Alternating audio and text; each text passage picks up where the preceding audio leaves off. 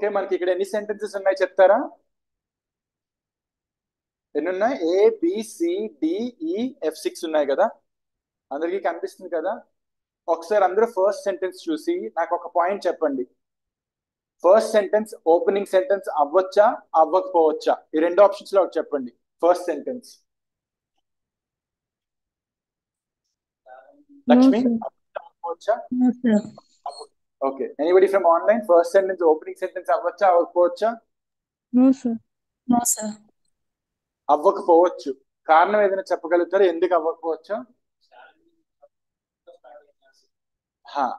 So ఒక మంచి point చెప్పారు ఇక్కడ. పాయింట్ ఏంటంటే కంటిన్యూటీ ఆఫ్ అన్ ఐడియా అవ్వకూడదు, మనకి బిగినింగ్ ఆఫ్ ద ఐడియా అవ్వాలి. ఏం అవ్వాలండి? కంటిన్యూటీ ఆఫ్ ద ఐడియా ఎప్పుడు అవ్వకూడదు, బిగినింగ్ ఆఫ్ ద ఐడియా అవ్వాలి. కొన్ని ఎలిమెంట్స్ ఉంటాయన్నమాట, అంటే ఇదే స్టార్టింగ్ సెంటెన్స్ అని చెప్పడానికి కొన్ని ఎలిమెంట్స్ ఉంటాయి. ఏంటవి ఒకసారి చూద్దాం. మీరు ఎప్పుడైనా స్టోరీ చెప్పినప్పుడు ఎలా స్టోరీ చెప్తారు? అనగనగా అనగనగా ఒక ఊరిలో, లేదా ఒకానొక రాజ్యంలో ఒక రాజు, లేదా ఎలా చెప్తాం? 1945లో, ఇలా కదా మనం స్టార్ట్ చేస్తాం. అది ఆ పాయింట్ వల్ల మనకి ఇక్కడ ఇది ఫస్ట్ సెంటెన్స్ అవ్వకపోవచ్చు అనమాట. ఎందుకు? కంటిన్యూటీ కాబట్టి. ఓకే, ఇంకొక పాయింట్ చెప్తాను, జాగ్రత్త వినండి. మీరు చూడండి, ఇందులో ఇక్కడ ఒక నేమ్ ఉంది. ఆ నేమ్ ఏంటి? డార్విన్. మీరు ఒక స్టోరీ చెప్తున్నప్పుడు ఎప్పుడైనా బాగా వినండి. ఇదే ఇదే ఈ 6 లైన్స్ లో డార్విన్ అనే నేమ్ ఎక్కడైనా రిపీట్ అయిందో చూసుకోండి. ఇదే 6 సెంటెన్స్ లో డార్విన్ అనే నేమ్ ఎక్కడైనా రిపీట్ అయిందేమో ఒకసారి చూసుకోండి. ఫెంటాస్టిక్. ఎక్కడ రిపీట్ అయింది? థర్డ్ సెంటెన్స్ లో అయింది. ఎక్కడుంది? చార్ల్స్ డార్విన్ అని ఉంది. ఇంకెక్కడైనా ఉందా? 6th లో ఉంది. వెరీ గుడ్, డార్విన్ ఉంది. ఫెంటాస్టిక్. ఇంకెక్కడైనా ఉందా డార్విన్? చెప్పండి, ఇంకెక్కడైనా ఉందా? మనకి డార్విన్ ఫుల్ నేమ్ ఎక్కడుంది? థర్డ్ సెంటెన్స్ లో ఉంది. గుర్తుపెట్టుకోండి, ఏదైనా క్యారెక్టర్ ని మనం ఇంట్రడ్యూస్ చేస్తున్నప్పుడు, ఏదైనా character, for example Amarendra Baahubali, ఇది ఇంట్రడక్షన్. ఆ తర్వాత బాహుబలి. ఎక్కడైనా అంతే, first character introduction, full name, తర్వాత. సో ఎగ్జామ్ లో కనుక మీరు ఇలాంటి క్వశ్చన్ చూస్తే ఎవరిదైనా నేమ్ ఉంటే మీరు ఫాస్ట్ గా ఏం స్కాన్ చేసుకోవాలి? అదే నేమ్ ఫుల్ నేమ్ ఎక్కడైనా ఉందా చూసుకోవాలి.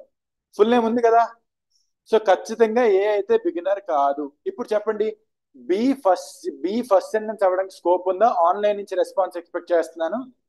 బి ఫస్ట్ సెంటెన్స్ అవ్వడానికి స్కోప్ ఉందా? No, No, sir. sir. No, sir. No. That is all he. ఏమన్నాడండి ఇక్కడ? హీ. హీ అనేది ఏంటి? నౌనా ప్రనౌనా?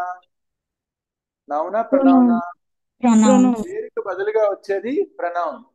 ఎక్కడైనా ప్రపంచంలో మనం దేనికైనా పేరు పెడితే ఆ పేరు నౌన్. మీ అందరికి క్లారిటీ ఉంది కదా నౌన్ ప్రొనౌన్ అంటే ఏంటో? ఫర్ ఎగ్జాంపుల్, నా పేరు శశి, నా పేరు బదులుగా వచ్చే ప్రణవ్ హీ. సురేష్ సార్, సురేష్ కు బదులుగా వచ్చేది హీ. లక్ష్మికి బదులుగా వచ్చేది హీ. అంతేనా? ఎప్పుడు నాకు చెప్పండి, నౌన్ వచ్చి ఆ తర్వాత ప్రొనౌన్ వస్తుందా, లేదా ప్రొనౌన్ వచ్చి తర్వాత నౌన్ వస్తుందా? అది చాలా కామన్ సెన్స్, మన అందరికి తెలిసిన విషయమే. నౌన్ వచ్చిన తర్వాతే ప్రొనౌన్ వస్తుంది. సో బి ఖచ్చితంగా ఫస్ట్ సెంటెన్స్ కాదు. మనం ఎప్పుడైనా క్వశ్చన్ సాల్వ్ చేస్తున్నప్పుడు ఆ క్వశ్చన్ ఆన్సర్ వస్తే సరిపోద్ది అనుకోకూడదు. దాని నుంచి ఒక ప్యాటర్న్ ని డీకోడ్ చేయాలి. ఏం డీకోడ్ చేయాలి? ఒక ప్యాటర్న్. ఆ ప్యాటర్న్ ద్వారా మళ్ళా మనం నెక్స్ట్ క్వశ్చన్స్ ని సాల్వ్ చేయగలిగాలి, అంతే కదా? సో ఇప్పుడు సి చూడండి. సి ఫస్ట్ సెంటెన్స్ అవ్వడానికి అవకాశాలు మీకు ఏమైనా కనిపిస్తున్నాయా? ఎందుకు కనిపిస్తున్నాయి? ఇంట్రడక్టరీ, నా ఫ్రేజ్ చాలా జాగ్రత్తగా వినండి. Introductory elements. ఏంటది? Introductory element. ఇంట్రడక్టరీ ఎలిమెంట్ ఏముంది అక్కడ? ఇయర్ ఇచ్చాడు. ఏంట ఇయర్? 1859. నెక్స్ట్ ఫుల్ నేమ్ ఇచ్చాడు. ఏంట నేమ్? Charles Darwin. సో ఇది ఫస్ట్ సెంటెన్స్ అయ్యే ఛాన్సెస్ ఉన్నాయి కాబట్టి నేను ఇలా టిక్ పెట్టుకుంటున్నా. ఇది ఫస్ట్ సెంటెన్స్ నేను fix అయిపోను. In 1859, Charles Darwin published the most important scientific book that is ever written on the origin of species. Very good. ఇది వినడానికి ఫస్ట్ సెంటెన్స్ లో ఉంది, బాగుంది. సో డి అవ్వదు. ఎందుకు అవ్వదు? ఎప్పుడైనా సెంటెన్స్ రాదర్ లైఫ్ అని వచ్చింది కాబట్టి అది ఇంట్రడక్టరీ ఎలిమెంటా కంటిన్యూషనా? కంటిన్యూషన్, ఇంట్రడక్టరీ ఎలిమెంట్ కాదు. ఎందుకు? అక్కడ వాడిన వర్డ్ ఏంటి? రాదర్. నెక్స్ట్ అలాగే ఇక్కడ ఏముంది మనకి? ప్రనౌన్ ఉంది. కాబట్టి అది కూడా ఫస్ట్ సెంటెన్స్ కాదు. ఇక్కడేముంది కంజంక్షన్, కాబట్టి ఇది కూడా ఫస్ట్ సెంటెన్స్ కాదు. So now can you all quickly tell me, do you all agree that C is the biggest contender? First sentence అవడానికి అన్నిటిలో కన్నా హైయెస్ట్ ఛాన్సెస్ దేనికి ఉన్నాయి? సి. సినే ఫస్ట్ సెంటెన్స్ ప్రస్తుతానికి మనం అనుకుంటుంది. ఒకసారి మీకు ఆప్షన్స్ చూపిస్తాను, అందరూ చూడండి. సారీ,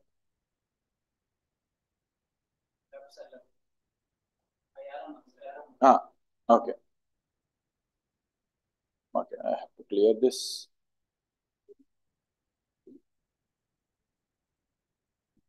Okay, సో మనం ఏ సెంటెన్స్ ఫస్ట్ అవుతుంది అనుకున్నాం?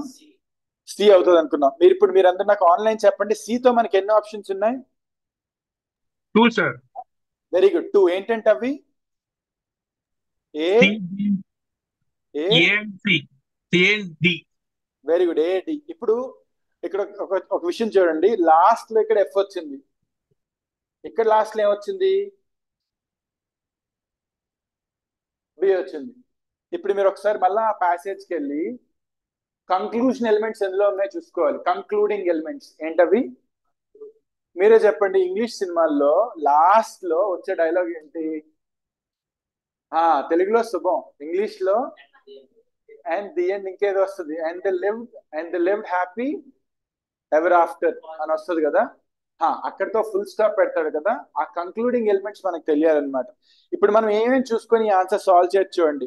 సిడి కనుక ఒక పేరు అయితే, చాలా ఈజీగా చెప్తున్నాను చూడండి, అందరూ గుర్తుపెట్టుకోండి. సిడి కనుక ఒక పేరు అయితే మీ ఆన్సర్ ఏ, సిఈ కనుక ఒక పేరు అయితే మీ ఆన్సర్ డి. అంతవరకు క్లారిటీ ఉంది కదా? ఒకసారి చూడండి.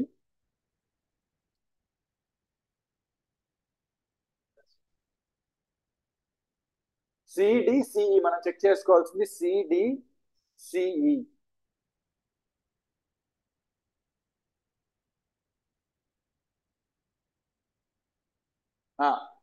ఒకసారి చూద్దామా?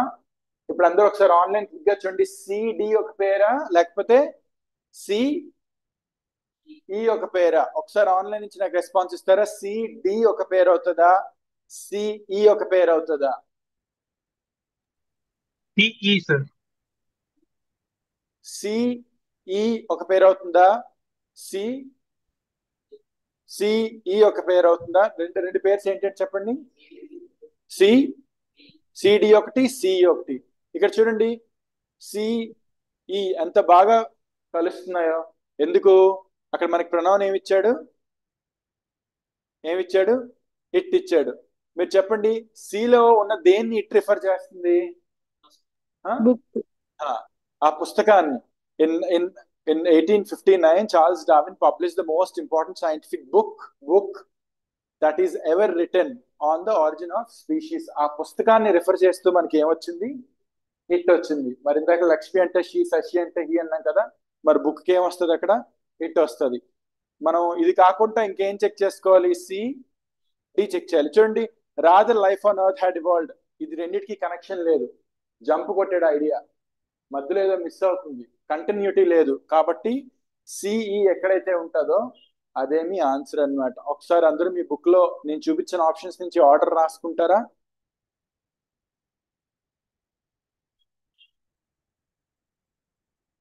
ఒకసారి ఫాస్ట్ గా ఆర్డర్ రాసుకుంటారా ఏది కరెక్టో?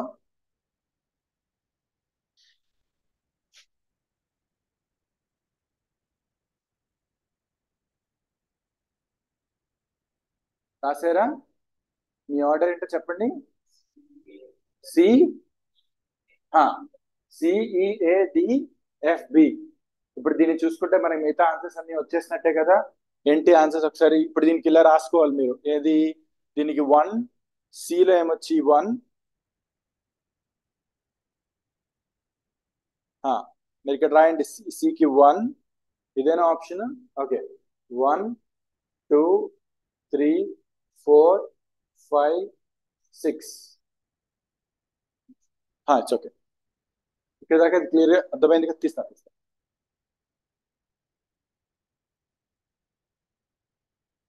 ఇప్పుడు నాకు ఫాస్ట్ గా మీరు అందరూ ఆన్సర్స్ చెప్పగలుగుతారా?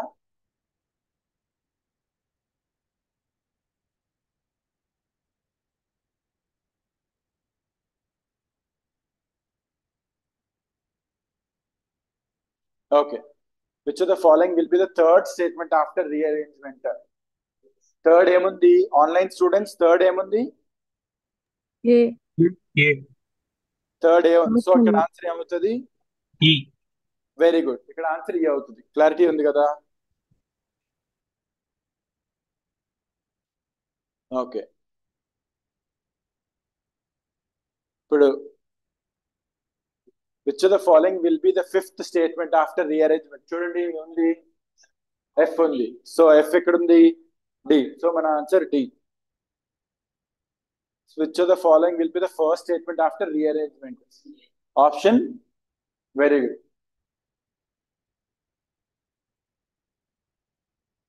Which of the following will be the second statement after rearrangement? Option C. C అంటే ఎక్కడుంది? ఏ. ఓకే. మనకి ఏంటి? మీరు డైరెక్ట్ గా ఆప్షన్ సి చెప్పారా? So answer is E. Therefore option C. సో ఇది మనకి ఆన్సర్ వచ్చేసింది. ఒకసారి పారాజంపుల్ కోసం 2 minutes మాట్లాడుకుందాం. ఓకేనా? ఒకసారి ఇప్పటిదాకా మనం చేసినంత మర్చిపోయి పారాజంపుల్ కోసం ఇన్ జనరల్ మాట్లాడుకుందాం. అసలు మనం ఎక్కడి నుంచి ఈ పేపర్ తీసి మనకి ఇస్తున్నారు? ఒక న్యూస్ పేపర్ కట్అవుట్ లోంచో ఒక ఎడిటోరియల్ నుంచో తీసి క్వశ్చన్ ని ప్రిపేర్ చేస్తారు కదా. క్రియేటివ్ రైటింగ్, అకాడమిక్ రైటింగ్ అని రెండు ఉంటాయి. ఏముంటాయి? Creative writing. ఇప్పుడు క్రియేటివ్ రైటింగ్ లో ఏంటి? కథ ఓపెన్ చేయగానే హీరో చేతిలో కత్తి రక్తం మడుగులో పడుండి హీరోయిన్ పేక కట్ అయిపోయింది. ఇదంతా గందరగోళంగా ఎలా మొదలవుతుందో తెలియదు. మన క్రియేటివ్ రైటింగ్ ఆడిష్టం, ఎవరి క్రియేటివిటీ ఆడిష్టం. కానీ అకాడమిక్ రైటింగ్ లో అలా ఉండదు. అకాడమిక్ రైటింగ్ కి ఒక పద్ధతి, ఒక పాడు, ఒక సిస్టమ్ ఫాలో అవ్వాల్సిందే. సో వీడు ఏ సిస్టమ్ ఫాలో అవుతాడో మనం చూద్దాం. ఫస్ట్ ఓపెనర్స్ ఉండాలి. ఏముండాలి? ఓపెనర్స్ అంటే స్టోరీ ఎలా స్టార్ట్ అవుతుంది? టైం లైన్ చెప్తాడు. దాన్ని మనం ఏమనొచ్చు, మీరు రాసుకుంటే ఈ వర్డ్ చాలా బాగుంటుంది, క్రోనలాజికల్ ఆర్డర్ ఇస్తాడు.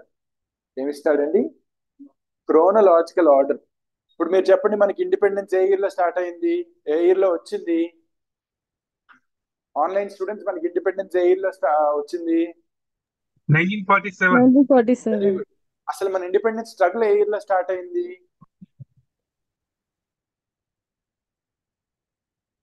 ఆన్సర్ మీకు తెలియక్కర్లేదు, but it is definitely way back.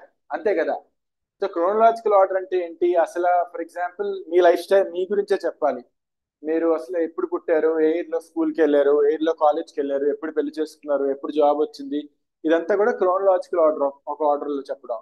Time line ఇస్తాడు పారాజంపుల్. అది మీరు జాగ్రత్తగా అర్థం చేసుకోవాలన్నమాట. ఆ టైం లైన్ ని డీకోడ్ చేసుకోవాలి. రెండోది సీక్వెన్సింగ్.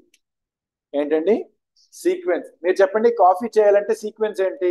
ఫస్ట్ ఫస్ట్ ఏం చేయాలి? అమ్మా నువ్వు చెప్తావా? అందరు చెప్తారా? కాఫీ చేయాలంటే ఫస్ట్ ఏం చేయాలి? పాలు మరగబెట్టాలి. ఒక బౌల్ తీసుకోవాలి, స్టవ్ మీద పెట్టాలి, స్టవ్ లిట్ చేయాలి, వాటర్ పోర్ చేయాలి. తర్వాత ఏం చేస్తాం? వాటర్ వేసాక ఓకే కొంచెం మిల్క్ వేస్తాం. తర్వాత ఏం చేస్తాం? కొంచెం షుగర్ వేస్తాం. ఓకే, ఇది sequence. One step after other. మీరు జాగ్రత్తగా గమనించుకోవాల్సింది ఏంటంటే అసలు సీక్వెన్స్ లేకుండా ర్యాండమ్ గా ఏది ఇవ్వడు. సీక్వెన్స్ ని గమనించాలి. ఫస్ట్ క్రోనలాజికల్ ఆర్డర్ గమనించాలి. నెక్స్ట్ అందరూ జాగ్రత్తగా వినండి. మీరు చెప్పండి, ఎప్పుడైనా లెట్స్ సే నేను స్టూడెంట్ ద స్టూడెంట్ అని మాట్లాడినప్పుడు ఈ రెండిట్లో ఏది ముందు వస్తుంది? స్టూడెంట్ ముందు వస్తుందా? ఒక కాంటెక్స్ట్ లో, ఒక పారాగ్రాఫ్ లో స్టూడెంట్ ముందు వస్తుందా, ద స్టూడెంట్ ముందు వస్తుందా? అంతేనా? జాగ్రత్త వినండి. I met a student. I met a student. The students name is Lakshmi. Do you understand the point? I met a student. The students name is Venkatesh. రెండోసారి దేన్నైనా సంబోధిస్తున్నప్పుడు, మనం రెండోసారి దేనైనా రిఫర్ చేస్తున్నప్పుడు మనం ఏం వాడాలి? ఆర్టికల్ ద వాడాలి. This is a great Kingdom, everybody knows the Kingdom is great అంటే రెండోసారి దాన్ని మళ్ళీ మనం చెప్పినప్పుడు ఏం చేయాలి? ద వాడాలి. పారాజంపుల్లో మనకు హింట్ వస్తుంది అనమాట. ఒక దేనైనా ఒక టాపిక్ ని మొదటిసారి వాడి మళ్ళీ రెండోసారి వాడతాడు. రెండోసారి వాడినప్పుడు వాడు ఏమిస్తాడు? ద. ఇప్పుడు దీని మీద ఎలా రాసుకోవాలి? Reference of, okay, the second, referring to something the second time, ఇలా రాసుకోవాలి. ఫస్ట్ ఏం రాశారండి? Chronological order. నెక్స్ట్ ఏం రాశారు? సీక్వెన్సింగ్. నెక్స్ట్ ఏం రాశారు?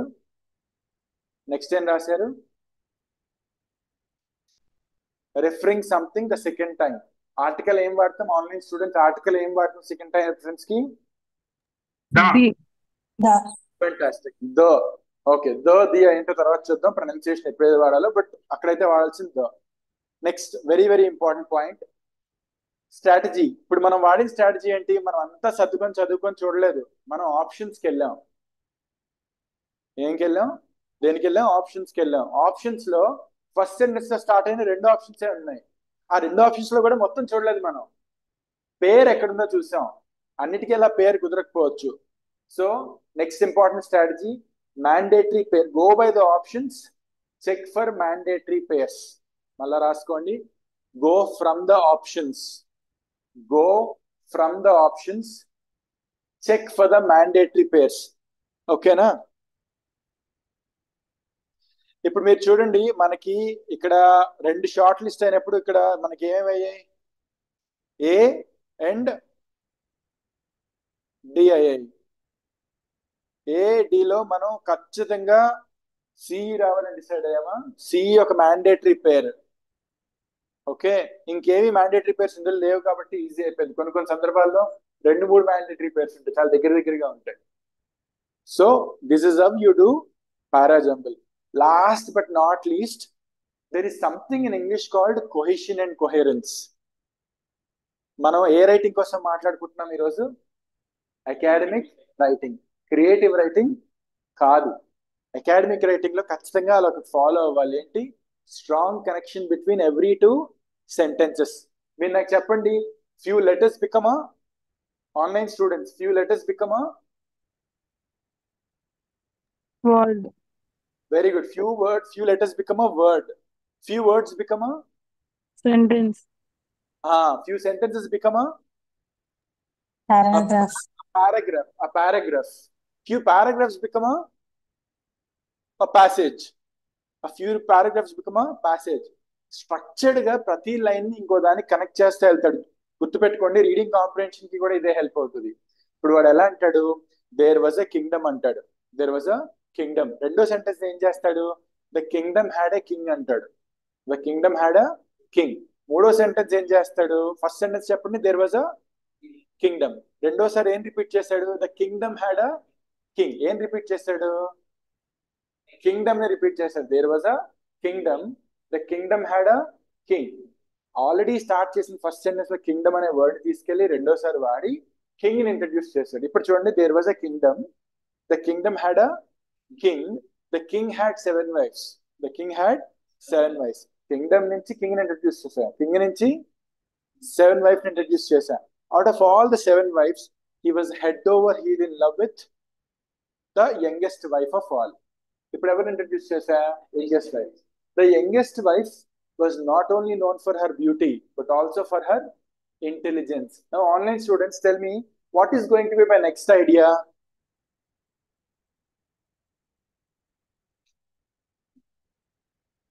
Quickly, About నేనేం the చెప్పా? intelligence. నేనేం చెప్పా? There was a kingdom. The kingdom had a king. The king had 7 wives. Out of all the 7 wives, he was in love with the youngest wife of all. She was not only known for her beauty but also for her intelligence. Next point ఏముంటది సత్య?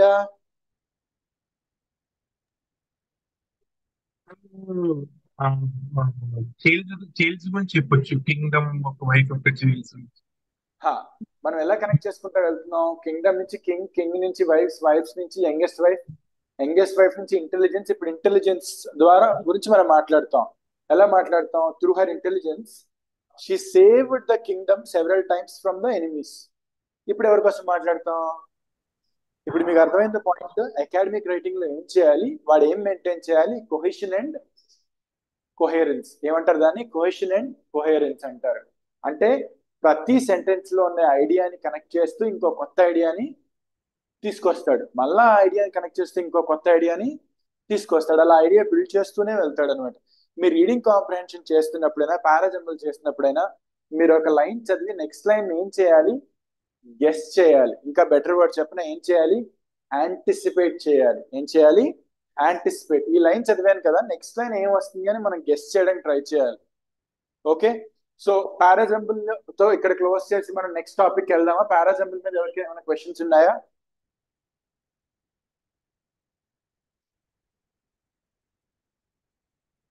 Hanisha, any doubts No, sir, on please. parasimples? Cohesion and coherence. Cohesion and coherence అంటే ఏంటి? ప్రతి idea కూడా ఇంకో idea connect అయ్యేలా. ఇప్పుడు మనం తెలుగు సినిమాలు చూసినప్పుడు సంబంధం లేకుండా ఒక సాంగ్, సంబంధం లేకుండా కామెడీ బిట్టు పడింది అనుకోండి, అందులో ఏం లేనట్టు కోహెషన్ అండ్ కోహెరెన్స్. న్యాచురల్ గా మూవీ ఫ్లో అవుతుంది అనుకోండి, ఒకదానికి ఒకటి కనెక్ట్ అవుతా, దాని అర్థం కోహెషన్ అండ్ కోహెరెన్స్ అన్నమాట. Logical connectivity, flow. లాజికల్ గా ఒక ఐడియా ఇంకో ఐడియా కనెక్ట్ అవ్వడమే cohesion and coherence. So can I move on to next concept? Sir just minute sir. Sir మీరు ఏదైతే చెప్పారో అది పెన్ను పెట్టి రాస్తే ఇంకా మాకు వెళ్తారేమో అని నా ఉద్దేశం okay, sir. Can I send you my 5 notes? Points చెప్పారు కదా, 5 points chronological order, article use and coefficient coefficient కొద్దిగా పెన్ను పెట్టి బోర్డు కూడా యూజ్ చేసుకుంటే మాకు ఇంకా గ్రాప్ అవుతుంది అనుకుంటున్నాను సార్. తప్పకుండా. Thank you. But so far you understood the points? Yes, sir. I'll make sure that by the end of the day, you're getting a written note from me, okay?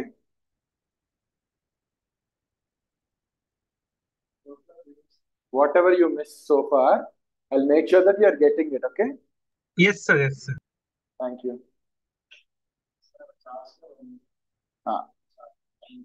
ఒకసారి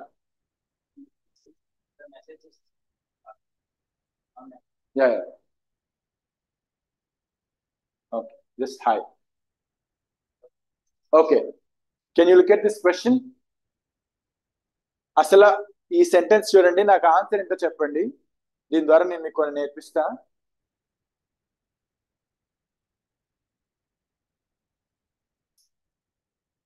చూసారా అందరూ?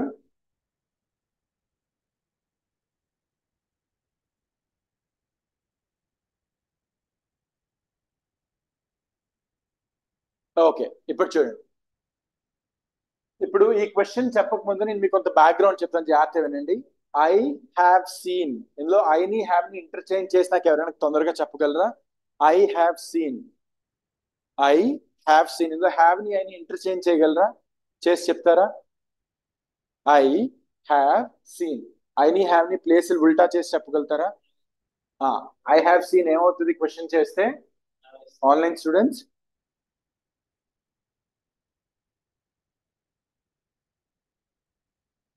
సత్య can you respond? I have seen ఒక question లో inverse చేస్తే ఏమవుతుంది? Have I seen, sir? Fantastic. Next one చెప్పండి. I had seen inverse చేస్తే ఏమవుతుంది? Had I. ఇప్పుడు మీరు ఏం చేస్తున్నారు? ఇన్వర్స్ చేస్తున్నారు. ఇంకొక 2-3 ఇన్వర్స్ చేయండి. ఐ యామ్ ఇన్వర్స్ చేయండి. యామ్ ఐ వాజ్ ఇన్వర్స్ చేయండి. Was I? Very good. They were inverse చేయండి. ఇక్కడ దాకా ఇన్వర్స్ ఎలా చేయాలో క్లారిటీ ఉంది కదా? ఇప్పుడు నెక్స్ట్ పాయింట్ చూడండి. ఇంగ్లీష్ లో కొన్ని సెంటెన్సెస్ ఎప్పుడైనా నెగటివ్ వర్డ్స్ తో స్టార్ట్ అవుతాయి. నెగటివ్ వర్డ్స్ అంటే ఏంటో చెప్తాను చూడండి, జాగ్రత్తగా వినండి. నెగటివ్ వర్డ్స్ అంటే ఏంటి? ఫర్ ఎగ్జాంపుల్ నో సూనర్, ఓకేనా? ఇది గుర్తుపెట్టుకోండి. నెట్, హార్డ్వేర్, సాఫ్ట్వేర్ గుర్తుంటుందా? సో హార్డ్వేర్, సాఫ్ట్వేర్, నెట్ గుర్తుంటుందా? ఇంగ్లీష్ లో సెంటెన్సెస్ 2 పార్ట్స్ అన్నమాట ఇవి. ఫస్ట్ పార్ట్ వీటితో స్టార్ట్ అవుతుంది, సెకండ్ పార్ట్ వీటితో స్టార్ట్ అవుతుంది. ఫస్ట్ పార్ట్ లో నో సూనర్ అని వస్తే సెకండ్ పార్ట్ లో దాన్ వస్తుంది. THAN, than. ఫస్ట్ పార్ట్ లో నో సూనర్ వస్తే సెకండ్ పార్ట్ లో దాన్ వస్తుంది. ఫస్ట్ పార్ట్ లో హార్డ్లీ ఏమొస్తే? హార్డ్లీ వస్తే సెకండ్ పార్ట్ లో వెన్ వస్తుంది. వెరీ గుడ్, తెలుసా మీకు ఇది ఆల్రెడీ? థర్డ్ పార్ట్ లో స్కేర్స్లీ వస్తే ఏంటది? స్కేర్స్లీ వస్తే థర్డ్ పార్ట్ లో ఏమొస్తుంది? వెన్ వస్తుంది. గుర్తుపెట్టుకున్న నెమోనిక్ ఒకసారి చెప్తారా? Hardware, software, net. HWSWNT. First ఏం చెప్పాను? ఇన్వర్స్ ఏం చేయాలో చెప్పాను, ఓకేనా? సెకండ్ ఏం చెప్పాను? హార్డ్వేర్, సాఫ్ట్వేర్, నెట్ చెప్పాను. ఇప్పుడు థర్డ్ పాయింట్ చెప్తాను, కనెక్ట్ చేయండి. నేను మీకు సెంటెన్స్ ఇస్తాను చూడండి. No sooner. ఇప్పుడు no sooner I had reached the station అనాలా? అందరూ జాగ్రత్తగా వినండి. No sooner I had reached the station అనాలా? No sooner had I reached the station అనాలా? No sooner had I. Very good. No sooner had I అనాలి English లో. మీరు గుర్తుపెట్టుకోవాల్సింది ఏంటంటే నో సూనర్ అని వచ్చినా, హార్డ్లీ అని వచ్చినా, స్కేర్స్లీ అని వచ్చినా, నాట్ అని వచ్చినా, నెవర్ అని వచ్చినా, నైదర్ అని వచ్చినా, ఇలాంటి ఏ నెగిటివ్ టర్మ్ వచ్చినా సరే ఫాలోడ్ బై సెంటెన్స్ ఎప్పుడు ఏమవుతుంది? రివర్స్ అవుతుంది, ఇన్వర్స్ అవుతుంది. నైదర్ ఐ హ్యావ్ అనాలా, నైదర్ హ్యావ్ ఐ అనాలా? అందరూ చెప్తారా? నైదర్ హ్యావ్ ఐ అనాలా, నైదర్ ఐ హ్యావ్ అనాలా? Neither have I. ఫెంటాస్టిక్. ఇప్పుడు చెప్పండి, నెవర్ ఐ హ్యావ్ అనాలా, నెవర్ హ్యావ్ ఐ అనాలా? ఇప్పుడు గుర్తుండిపోయిందా? సెంటెన్స్ ఫస్ట్ గుర్తుపెట్టుకోండి, ఒక నెగిటివ్ వర్డ్ తో స్టార్ట్ అయితే. నేను డీప్ గ్రామటికల్ వర్డ్స్ చెప్పట్లేదు, సింపుల్ గా చెప్తున్నా. నైదర్ గానీ, నెవర్ గానీ, హార్డ్లీ గానీ, స్కేర్స్లీ గానీ, ఇలా ఏమైనా నెగిటివ్ వర్డ్స్ తో స్టార్ట్ అయితే ఫాలోడ్ బై సెంటెన్స్ ఎప్పుడు ఏమవుతుంది? ఇన్వర్స్ అవుతుంది. ఏమవుతుంది? ఇన్వర్స్. ఇలా అవ్వలేదు అంటే అది గ్రామటికల్ గా తప్పని అర్థం. అది ఫస్ట్ పాయింట్ మీరు గుర్తుపెట్టుకోవాల్సింది. నెక్స్ట్, ఫస్ట్ నైదర్ వస్తే ఫస్ట్ గనక నో సూనర్ వస్తే నో సూనర్ వస్తే రెండో దాంట్లో ఏం రావాలి online students? Than. Very good, than రావాలి. అదే ఫస్ట్ కనుక హార్డ్లీ వస్తే నెక్స్ట్ ఏం రావాలి? When. When. Very good. Scarcely వస్తే? when, very good. ఇలా నేను గోవాకి వెళ్తున్నానని చెప్పానో లేదో నా వైఫ్ షూ నా మీదకి విసిరేసింది. ఎగ్జాంపుల్. ఓకే, ఇప్పుడు నేను ఆ రెండు వెంటనే జరిగాయి అనమాట, గ్యాప్ లేకుండా. ఇప్పుడు ఎలా చెప్పాలి నేను? Hardly did I reveal the Goa trip plan.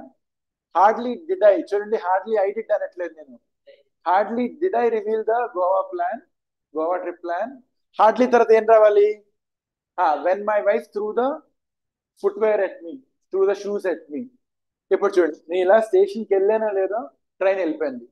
Scarcely had అయ్యా, స్కేర్స్లీ ఐ హ్యాడా? Scarcely had I reach the station than the train left, when the train left, when the train left. ఇలా వెళ్ళానో లేదో అలా ట్రైన్ వెళ్తుంది అని. సో అందరికి ఈ concept అర్థమైందా? Before I move on, so ఇక్కడ ఆన్సర్ ఏంటో చెప్తారా మీరు? No sooner had I closed my eyes than I fell asleep. ఇందులో ఏమైనా తప్పు ఉందా? తప్పు లేదా? no replacement, No replacement. Very good. ఎందుకు? నో సూనర్ తర్వాత ఏముండాలి? దాన్ ఉండాలి. పర్ఫెక్ట్. తర్వాత ఇన్వర్స్ ఉండాలా లేదా? ఉండాలి. ఇన్వర్స్ ఉన్నది. సో ఇది సూపర్, దీన్ని మనం చూసుకోక్కర్లేదు కదా.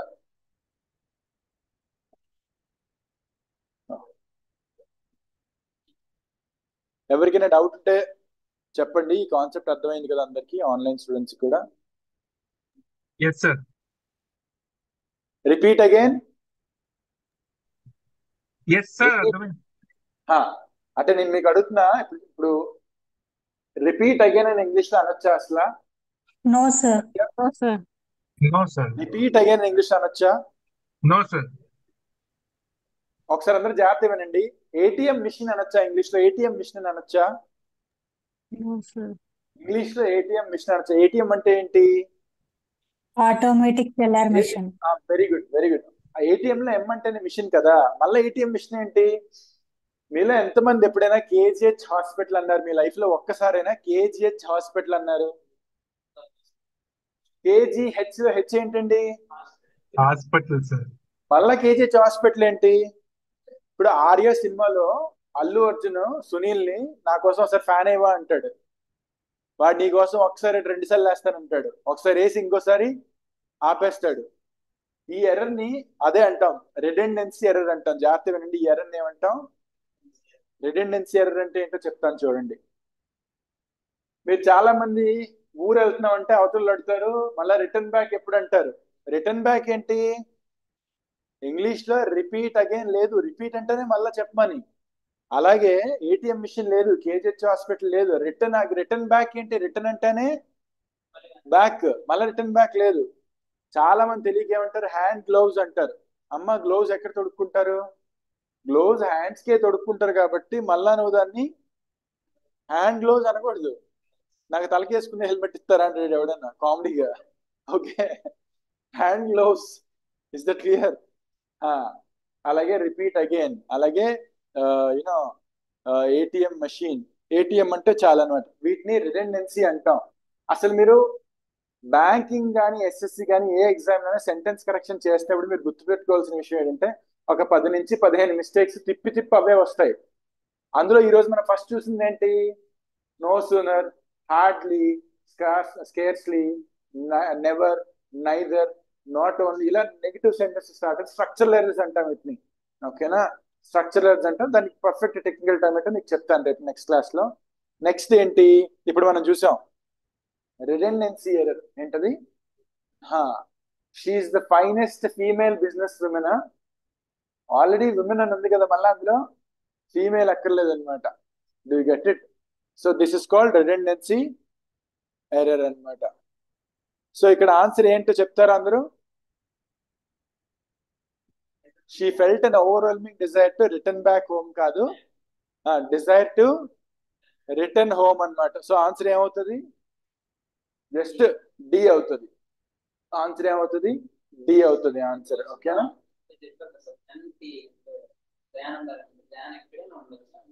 దాన్ కొన్ని సందర్భాల్లో వస్తుంది, ఇక్కడ దాన్ రాదు. ముందునా ఇప్పుడు ఫర్ ఎగ్జాంపుల్ నువ్వు టాల్, నేను టాల్, మన ఇద్దరికి ఇప్పుడు ఏమొచ్చింది? కంపారిటివ్ డిగ్రీ వచ్చింది. ఏమొచ్చింది? అసలు కంపారిటివ్ అంటే చూద్దాం. ఓకేనా? ఒకసారి చేసి చూపించు. అందులో ఒకసారి మీ ఫిస్ట్ ఓపెన్ చేయండి, ఆన్లైన్ వాళ్ళు కూడా. నేను ఒక వర్డ్ చెప్పినప్పుడు దాన్ని బ్రేక్ చేయండి. దానికి ఎన్ని సౌండ్స్ ఉన్నాయి? ఫర్ ఎగ్జాంపుల్ టాలెంటెడ్, ఎన్ని సౌండ్స్ ఉన్నాయి? బ్రేక్ చేయండి. టాలెంటెడ్ ఎన్ని వచ్చాయి? 2 కన్నా ఎక్కువ వచ్చాయి కదా. 2 కన్నా ఎక్కువ సౌండ్స్ వచ్చాయి కదా, గుర్తుపెట్టుకోండి. ఇప్పుడు దీన్ని కంపేర్ చేస్తే మోర్ టాలెంటెడ్ అవుతుంది. అందరిలో కల్లా అని చెప్తే మోస్ట్ టాలెంట్ అవుతుంది. కంపేర్ చేయడానికి మోర్ వాడాము, అందరికన్నా అని చెప్పడానికి మోస్ట్ వాడాము. ఇక్కడ మోర్ టాలెంటెడ్ దాన్ అని చెప్పి వాడతాం అనమాట. అలాగే ఇంకోటి చూద్దాం. ఇప్పుడు వర్డ్ చెప్తాను, అందరు బ్రేక్ చేయండి. డెడికేటెడ్ బ్రేక్ చేయండి. డెడికేటెడ్. మీ ఫింగర్ సౌండ్స్ ఓపెన్ చేస్తే ఎన్ని వచ్చాయి? డెడికేటెడ్ 4 వచ్చాయి. 2 కన్నా ఎక్కువ వచ్చాయి కదా.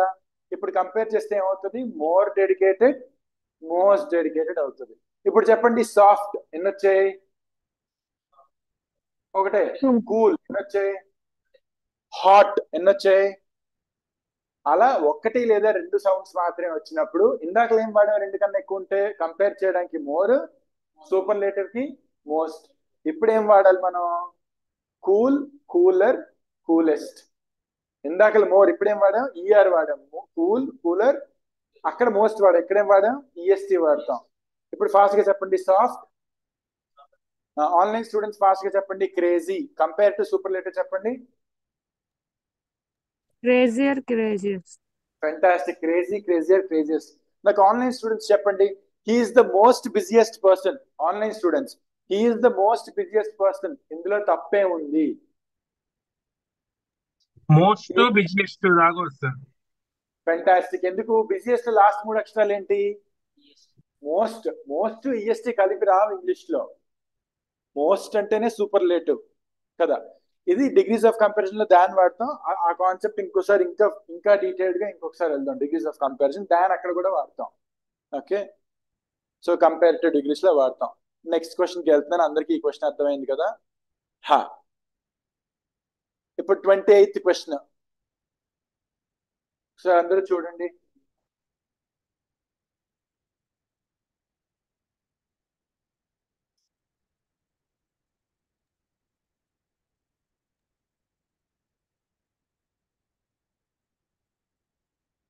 ఎన్నోది? 28th question. అసలు ఫస్ట్ మీకు ఏం చెప్పాను? మనం సెంటెన్స్ కరెక్షన్ చేస్తున్నప్పుడు మన మైండ్ లో ఆల్రెడీ, ఇప్పుడు మీరు చూడండి, దొంగను నువ్వు ఐడెంటిఫై చేయగలవా అని అడుగుతారు సినిమాల్లో. ఓ 10 మందిని తీసుకొచ్చి తన ముందు నిల్చోబెడతారు. తను ఆల్రెడీ తన మైండ్ లో దొంగ ఎవరో ఉన్నాడు కాబట్టి వాడికి ఏ ఫేస్ మ్యాచ్ అవుతుందో చూస్తారు. అలాగా మనం క్వశ్చన్స్ చూస్తున్నప్పుడు మనకి ఏం తెలియదు తెలుసా? మన మైండ్ లో ఒక 10-15 తప్పులు ఉండాలి ఆల్రెడీ. ఏంటి? Redundancy error, okay, tenses error, punctuation error, dictional error, ఇలా ఒక 10-15 మన మైండ్ లో ఉండాలి. ఇదేంటి? Conditional clauses. మళ్ళీ చెప్పండి నాతో. Conditional clauses. మళ్ళీ రిపీట్ చేయండి నాతో పాటు. Online students, what you call this grammar concept? Conditional. Okay, ఊరినే కండిషనల్ క్లాజ్ ఏంటో ఒక 1 minute డిస్కస్ చేద్దాం. నేను ఒక సెంటెన్స్ చెప్తాను, మీలో ప్రతి ఒక్కరు ఒక సెంటెన్స్, నేను చెప్పిన సెంటెన్స్ స్టైల్ లాంటిదే చెప్పాలన్నమాట. నేనే గనక ఒక పక్షిని అయితే నేను గాల్లో ఎగురుతా. If I were a bird. చూడండి నేను ఏం సెంటెన్స్ వాడుతున్నాను. If I were a bird I would fly high. First దాంట్లో వర్ వాడాను, రెండో దాంట్లో వుడ్ వాడాను. ఇదే ప్యాటర్న్ రిపీట్ చేస్తూ మీలో ఒక్కొక్కరు నాకు ఒక్కొక్క సెంటెన్స్ చెప్పాలి. If I were rich man I would buy this building. నేనే కనుక ఒక రిచ్ మ్యాన్ అయితే ఈ బిల్డింగ్ కొనేస్తాను. ఇప్పుడు మీలో ఒక్కొక్కరు నాకు ఒక్కొక్క సెంటెన్స్ ఇవ్వాలి. Will start with online students. చెప్తారా? అందరూ నాకు అదే ప్యాటర్న్ లో కావాలి. ఏంటి ఆ ప్యాటర్న్? ఫస్ట్ సెంటెన్స్ లో ఏం రావాలి? If, okay, if I were a bird. If I were a bird, I would fly high. ఓకేనా? ఇప్పుడు మీలో ఒక్కొక్కరు ఒక్కొక్క సెంటెన్స్. ఫస్ట్ ఆన్లైన్ స్టూడెంట్స్ తో తొందరగా చూద్దాం. నాకు ఎవరైనా చెప్తారా మరి? If I were he, if I were he, నేనే కానీ అతనైతే. If I were he, I would become a doctor. Okay, if I were he I would become a doctor. Very good, very good. ఇంకెవరైనా online students చెప్తారా? Hanisha?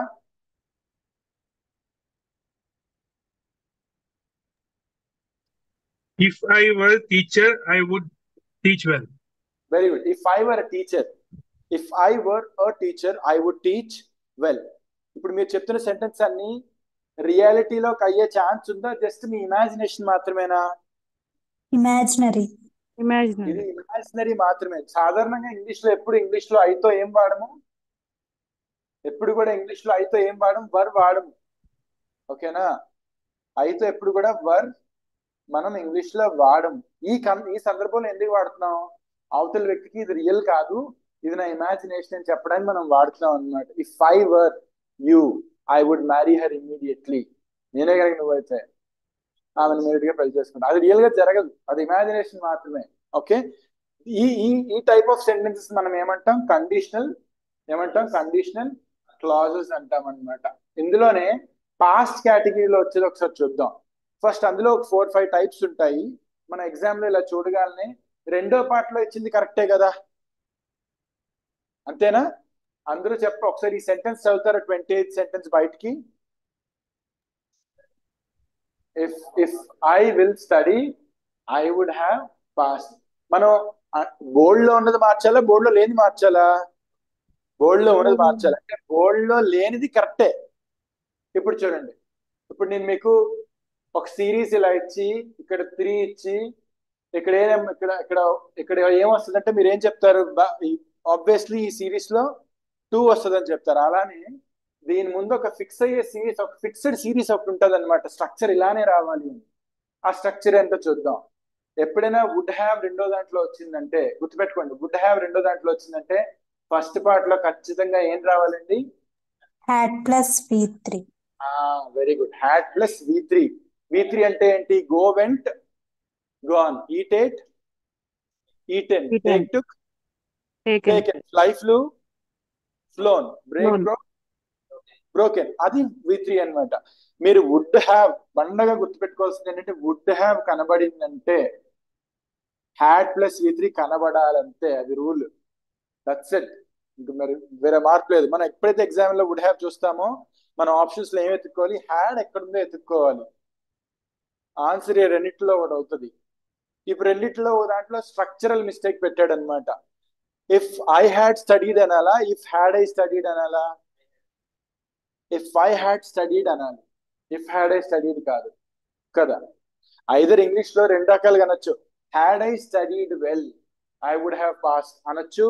If I studied well I would have passed అనొచ్చు. మళ్ళా చెప్తున్నా, if ని పూర్తిగా ఎగరేసేసి had I known her I would have approached. Had I cleared the exam, I would have joined the college. Okay, ఇలా వాడచ్చు. లేదా ఇఫ్ ఐ హ్యాడ్ క్లియర్డ్ అని కూడా అనొచ్చు. ఇఫ్ వస్తే సెంటెన్స్ ఇన్వర్స్ అవ్వదు. ఇఫ్ వస్తే సెంటెన్స్ ఇన్వర్స్ అవ్వదు. ఇఫ్ లేదంటే ఖచ్చితంగా ఇన్వర్స్ అవ్వాలి. అంతేగాని ఇఫ్ పెట్టి ఇన్వర్స్ పెట్టాడంటే ఆడమంతా ఆడుకుంటున్నాడు అనమాట. సో బేసిక్ గా if I had studied well, therefore your answer is A. అందరికి కండిషనల్ క్లాజెస్ మీద బేసిక్ ఐడియా ఉందా? Yes, sir. Okay, conditional clauses అందరూ బాగా గుర్తుపెట్టుకోండి. దీని గురించి ఒక 2 minutes మాట్లాడతాను. ఇంగ్లీష్ లో హార్ట్ ఆఫ్ ద గ్రామర్ ఏంటో తెలుసా? Heart of the grammar tenses. The concept tenses is also called the heart of English grammar. ఎప్పుడైతే మీకు టెన్సెస్ స్ట్రక్చర్స్ బాగా వస్తాయో, ఎప్పుడైతే టెన్సెస్ స్ట్రక్చర్స్ మీకు చాలా బాగా వస్తాయో ఖచ్చితంగా మీకు reported speech, active voice, conditional clause వచ్చేస్తాయి. ఎందుకు? టెన్సెస్ స్ట్రక్చర్స్ ని ఇటు అటు తిప్పడమే మిగతా కాన్సెప్ట్స్. సో మీరు నాకు చెప్పండి, మీరు అందరూ ఆన్లైన్ ఆఫ్లైన్ స్టూడెంట్స్, మీలో ఎంతమందికి టెన్సెస్ మీద చాలా మంచి కమాండ్ ఉంది? ఎవరైనా ఒక్కరు చెప్పగలరా? సార్ నాకు టెన్సెస్ మీద కమాండ్ ఉంది సార్ అని కాన్ఫిడెంట్ గా. వెయిట్ చేస్తున్నా ఎనీ రెస్పాన్స్. సార్ నాకు టెన్సెస్ మీద బాగానే కమాండ్ ఉంది అని ఎవరైనా ఒకరు చెప్తారా? No intention to defame anybody. తెలియకపోతే మనం తెలుసుకుందాం. మీలో ఎంతమంది టెన్సెస్ మీద కమాండ్ ఉంది? మీరు ఒక కాంపిటేటివ్ ఎగ్జామ్ ఆస్పిరెంట్ అయినా, లేదా మీరు కమ్యూనికేషన్ స్కిల్ మీద, లాంగ్వేజ్ స్కిల్ మీద కమాండ్ రావాలన్నా ఫస్ట్ మీకు బాగా పట్టు దేని మీద రావాలి? టెన్సెస్ స్ట్రక్చర్ మీద.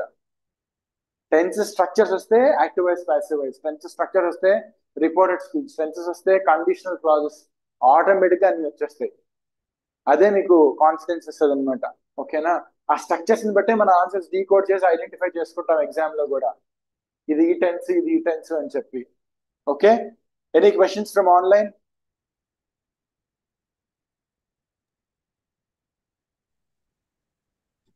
Any questions from online?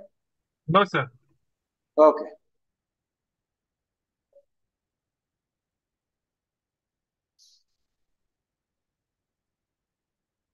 ఇప్పుడు 27th question. So before I move on, మళ్ళా చెప్తున్నా, మీరు ఎర్రర్ రికగ్నిషన్ లేదా సెంటెన్స్ కరెక్షన్ బాగా చేయాలంటే మీకు ఏం తెలియాలి? అసలు సబ్జెక్ట్ వర్బ్ అగ్రిమెంట్ అంటే ఏంటి? సబ్జెక్ట్ వర్బ్ అగ్రిమెంట్ అంటే ఏంటి? అసలు నౌన్ ప్రొనౌన్ అగ్రిమెంట్ అంటే ఏంటి? మీరు చెప్పండి నాకు. One should respect his country. Lakshmi, ఇందులో తప్పేంటి? One should respect his country. Okay, any online student? One should respect his country. One's country. One's అని పెట్టాలి. ఫ్యాంటాస్టిక్. అందరూ జాగ్రత్తగా వినండి. He should respect his country. She should respect her country. One should respect one's country. ఎలా అయితే she should respect her country అన్నావు, షీకి her వాడావో, he should respect his country అన్నావో, వన్ కి ఎప్పుడు ఏం వాడాలి? వన్నే వాడాలి. One should respect one's country. ఇది నౌన్ ప్రొనౌన్ రిఫరెన్స్ అన్నమాట. Noun pronoun error. అదే సబ్జెక్ట్ వర్బ్ అగ్రిమెంట్ ఏంటది? Subject verb agreement. ఇప్పుడు మీరు అందరూ నాకు జాగ్రత్తగా విని చెప్పండి. Neither my mother Nar my cousins has arrived అనాలా, హ్యావ్ అరైవ్డ్ అనాలా? మళ్ళా చెప్తున్నా, neither my mother Nar my cousins have arrived అనాలా? Okay, have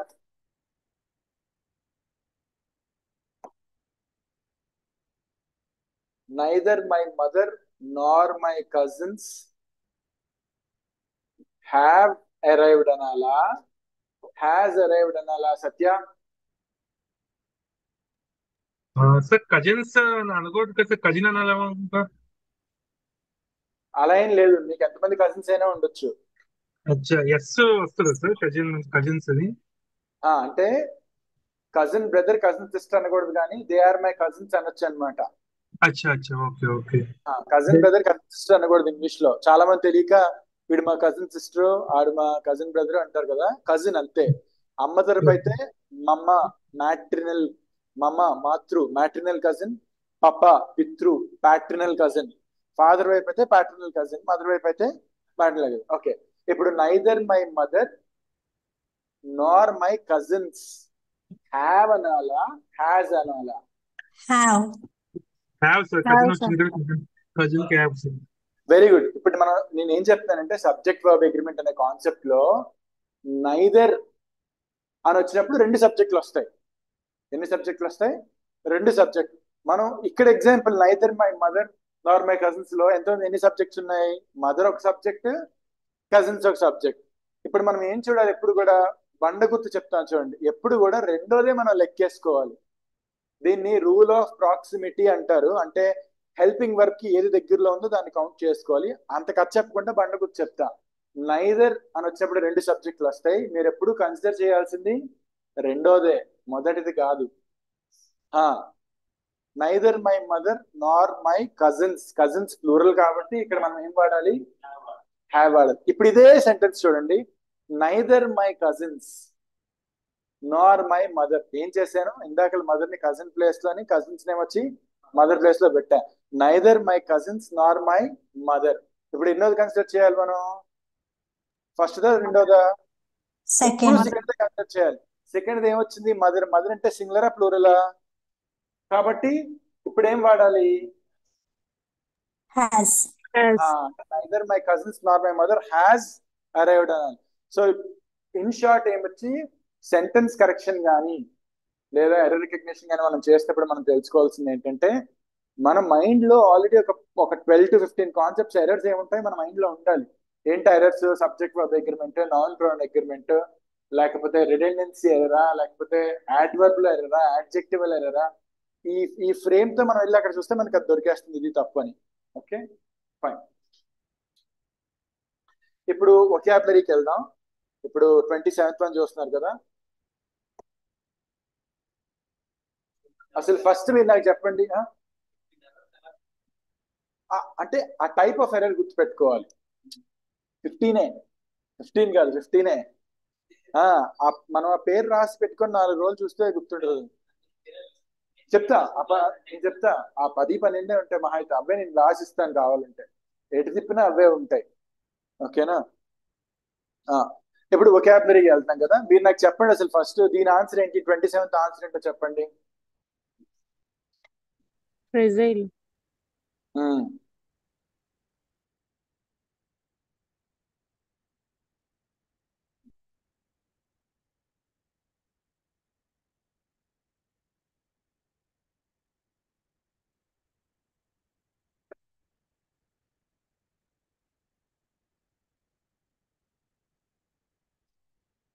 yeah very good. ఒకళ్ళ ఆన్సర్ చెప్పారు నాకు. My grand mother has extremely dash health, so she Cs a doctor once a week. Okay, అందరూ జాగ్రత్త చూడాలి.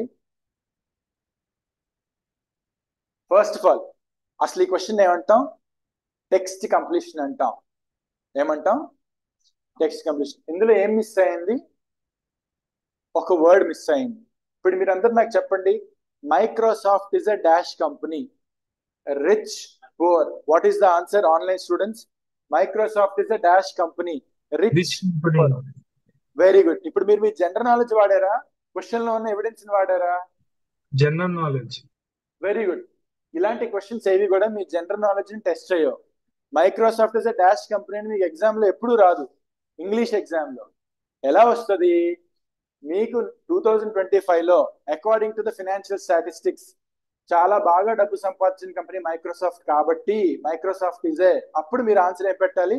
Rich company. ఎవిడెన్స్ లేకుండా question రాదు. అది ఫస్ట్ పాయింట్. అందరు రికార్డ్ చేసుకున్నారా మీ మైండ్ లో? మీ జనరల్ నాలెడ్జ్ ని వాడద్దు. క్వశ్చన్ లో ఎవిడెన్స్ ఉంటుంది, ఆ ఎవిడెన్స్ ని పట్టుకోండి. ఎవిడెన్స్ అంటే ఏంటో చూద్దాం. ఫస్ట్ సెంటెన్స్ చదివినప్పుడు మనం అందులో సబ్జెక్ట్ ఎవరు ఐడెంటిఫై చేయాలి. సబ్జెక్ట్ ఎవరు? ఈ సెంటెన్స్ లో సబ్జెక్ట్ ఎవరు చెప్పండి.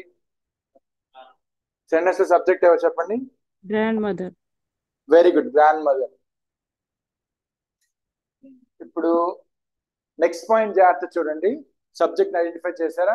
మనం ఇక్కడ పెట్టాల్సిన వర్డ్ కోనటేషన్ ఏంటో ఐడెంటిఫై చేయాలి. కోనటేషన్ అంటే అది పాజిటివ్ వర్డ్ రావాలా, నెగిటివ్ వర్డ్ రావాలా? అసలు కోనటేషన్ అంటే ఏంటో చూద్దాం. మీరు నాకు చెప్పండి. మీరు అందరూ స్మెల్ అనేది మంచి వర్డ్ అవుతుందా, చెడ్డ వర్డ్ అవుతుందా? స్మెల్ అనేది ఒక పాజిటివ్ వర్డ్ అవుతుందా, నెగిటివ్ వర్డ్ అవుతుందా? ఆన్లైన్ స్టూడెంట్, స్మెల్ అనేది ఒక పాజిటివ్ వర్డ్ అవుతుందా, నెగిటివ్ వర్డ్ అవుతుందా? Negative sir. Both positive and negative. Context ని బట్టి చేంజ్ అవుతుంది. వర్డ్స్ పాజిటివ్ గా ఉంటాయి, నెగిటివ్ గా ఉంటాయి, ఓకే, న్యూట్రల్ గా కూడా ఉంటాయి. వాడు నా కింద పని చేస్తాడంటే బాగుంటుందా, వాడు నాతో కలిసి పని చేస్తాడంటే బాగుంటుందా? ఒకటి నెగిటివ్ కొనటేషన్, ఇంకోటి పాజిటివ్ కొనటేషన్. స్మెల్ అనేది గుడ్ స్మెల్ అవ్వచ్చు, బ్యాడ్ స్మెల్ అవ్వచ్చు. స్మెల్ అనేది గుడ్ స్మెల్ అవ్వచ్చు, బ్యాడ్ స్మెల్ అవ్వచ్చు, కాబట్టి న్యూట్రల్. అదే అరోమా అన్నాను అనుకోండి. అరోమా అంటే అరోమా ఎప్పుడు పాజిటివే, నెగిటివ్ అవ్వదు. అదే స్టింకింగ్, స్టింక్, స్టెంచ్ అనే వర్డ్స్ వాడారనుకోండి, అది ఎప్పుడు కూడా నెగిటివే. సో స్టెప్ నెంబర్ 1 సబ్జెక్ట్ ఏంటో చూసుకోవాలి. స్టెప్ నెంబర్ 2 ఈ ఈ ఇచ్చిన బ్లాంక్ లో పాజిటివ్ వస్తుందా, నెగిటివ్ వస్తుందా చూసుకోవాలి. 99% సాధారణంగా ఐదర్ పాజిటివ్ లేదా నెగిటివ్ వస్తాయి కానీ న్యూట్రల్ సాధారణంగా రావు. ఓకే, ఇప్పుడు ఈ క్వశ్చన్ లో ఉన్న యాడ్జెక్టివ్స్ చూడాలి. ఈ క్వశ్చన్ లో ఉన్న యాడ్జెక్టివ్స్ చెప్పండి. My grand mother has extremely dash health. మనకు రావాల్సిందే ఇక్కడ ఏంటండి, ఏం రావాలి? So she Cs her doctor once a week. దీన్ని మనం కాజ్ అండ్ ఎఫెక్ట్ అంటామండి. క్వశ్చన్ ఏమంటాం? Cause and effect. ఆమె ఎందుకు డాక్టర్ని కలుస్తుంది? ఆమె హెల్త్ ఎలా ఉంటే డాక్టర్ని కలుస్తుంది? బాగాలేకపోతే కలుస్తుంది. మళ్ళా చెప్తున్నానే, మీరు గుర్తుపెట్టుకోవాల్సిన ప్యాటర్న్ ఏంటి? Cause and effect. ఇది కాజ్, ఇది కాజ్, ఓకేనా? ఇది ఎఫెక్ట్. ఏ కాజ్ చేతనా తన డాక్టర్ దగ్గరికి వెళ్తుందో ఉన్న ఆప్షన్స్ చూద్దాం. Okay, extremely, cripple health, reliant health, splendid. ఇదొక పాజిటివ్ వర్డ్ కాబట్టి తీసేస్తా. ఎలివేటెడ్ హెల్త్, అసలు ఎలివేటెడ్ హెల్త్ అను, బట్ ఇది పాజిటివ్ వర్డ్ కూడా తీసేస్తాం. ఓకే, రిలయంట్ దేని మీద డిపెండ్ అవ్వడం, ఇది కూడా ఒక పాజిటివ్ వర్డ్ కాబట్టి తీస్తాం. మనకి నెగిటివ్ వర్డ్ కావాలి. క్రిపుల్ హెల్త్ ఉండదు ఇంగ్లీష్ లో. ఏముండదు? క్రిపుల్ హెల్త్ ఉండదు ఇంగ్లీష్ లో. నడవలేని వాళ్ళు, అది క్రిపుల్ అనమాట, వీక్ అలా. బట్ ఫ్రాజైల్ హెల్త్ ఉంటది. ఎస్పెషలీ ఓల్డ్ పీపుల్ తో సూట్ అయ్యే వర్డ్ ఏంటి? ఫ్రాజైల్. అసలు ఫ్రాజైల్ అంటేనే అర్థం చాలా డెలికేట్ అని. ఓకేనా? ఫ్రాజైల్ అంటేనే ఏంటి అర్థం? చాలా డెలికేట్ అని అర్థం అనమాట. సో ఓల్డ్ పీపుల్ తో మీరు, మీకు విషయం చెప్పాను నేనేంటి, పాజిటివ్ కోనటేషన్, నెగిటివ్ కోనటేషన్ చెప్పాను కదా, న్యూట్రల్ కోనటేషన్. అలాగే ఇంగ్లీష్ లో కోలొకేషన్ అని ఉంటుంది. ఏంటంటది?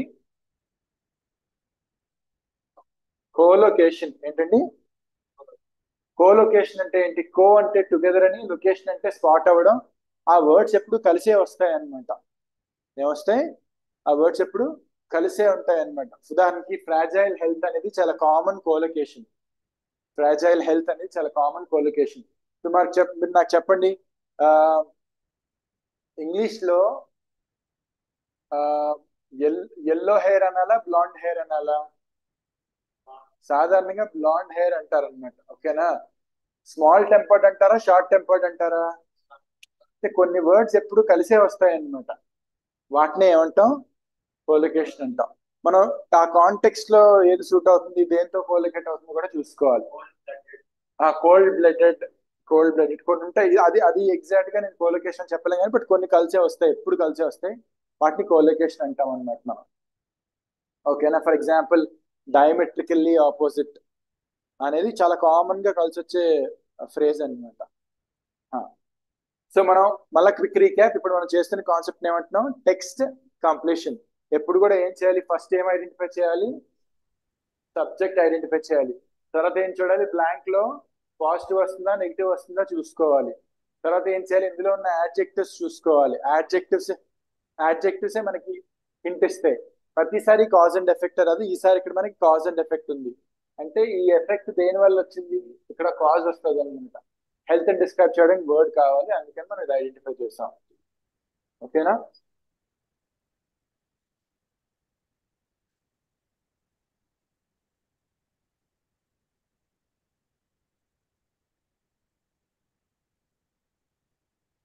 ఆ 26th ఆన్సర్ చెప్తారా నాకు?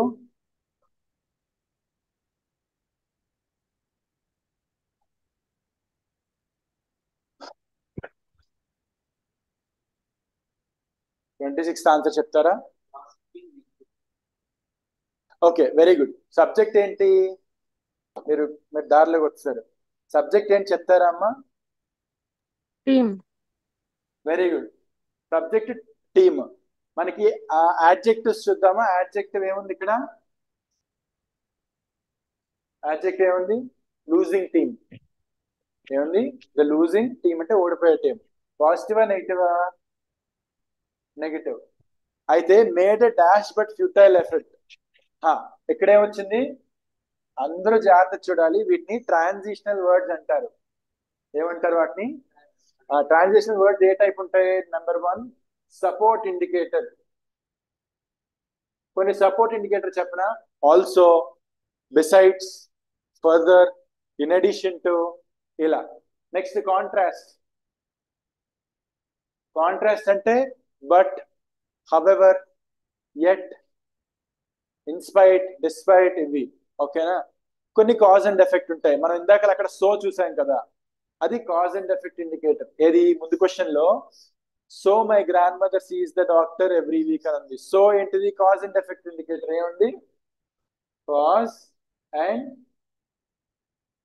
ఎఫెక్ట్. సో బేసిక్ గా ఇది టెక్స్ట్ కంప్లీషన్. ఇందులో ఎవిడెన్స్ ఉంటుంది, ఆ ఎవిడెన్స్ పట్టుకొని ఆన్సర్ ఐడెంటిఫై చేయాలి.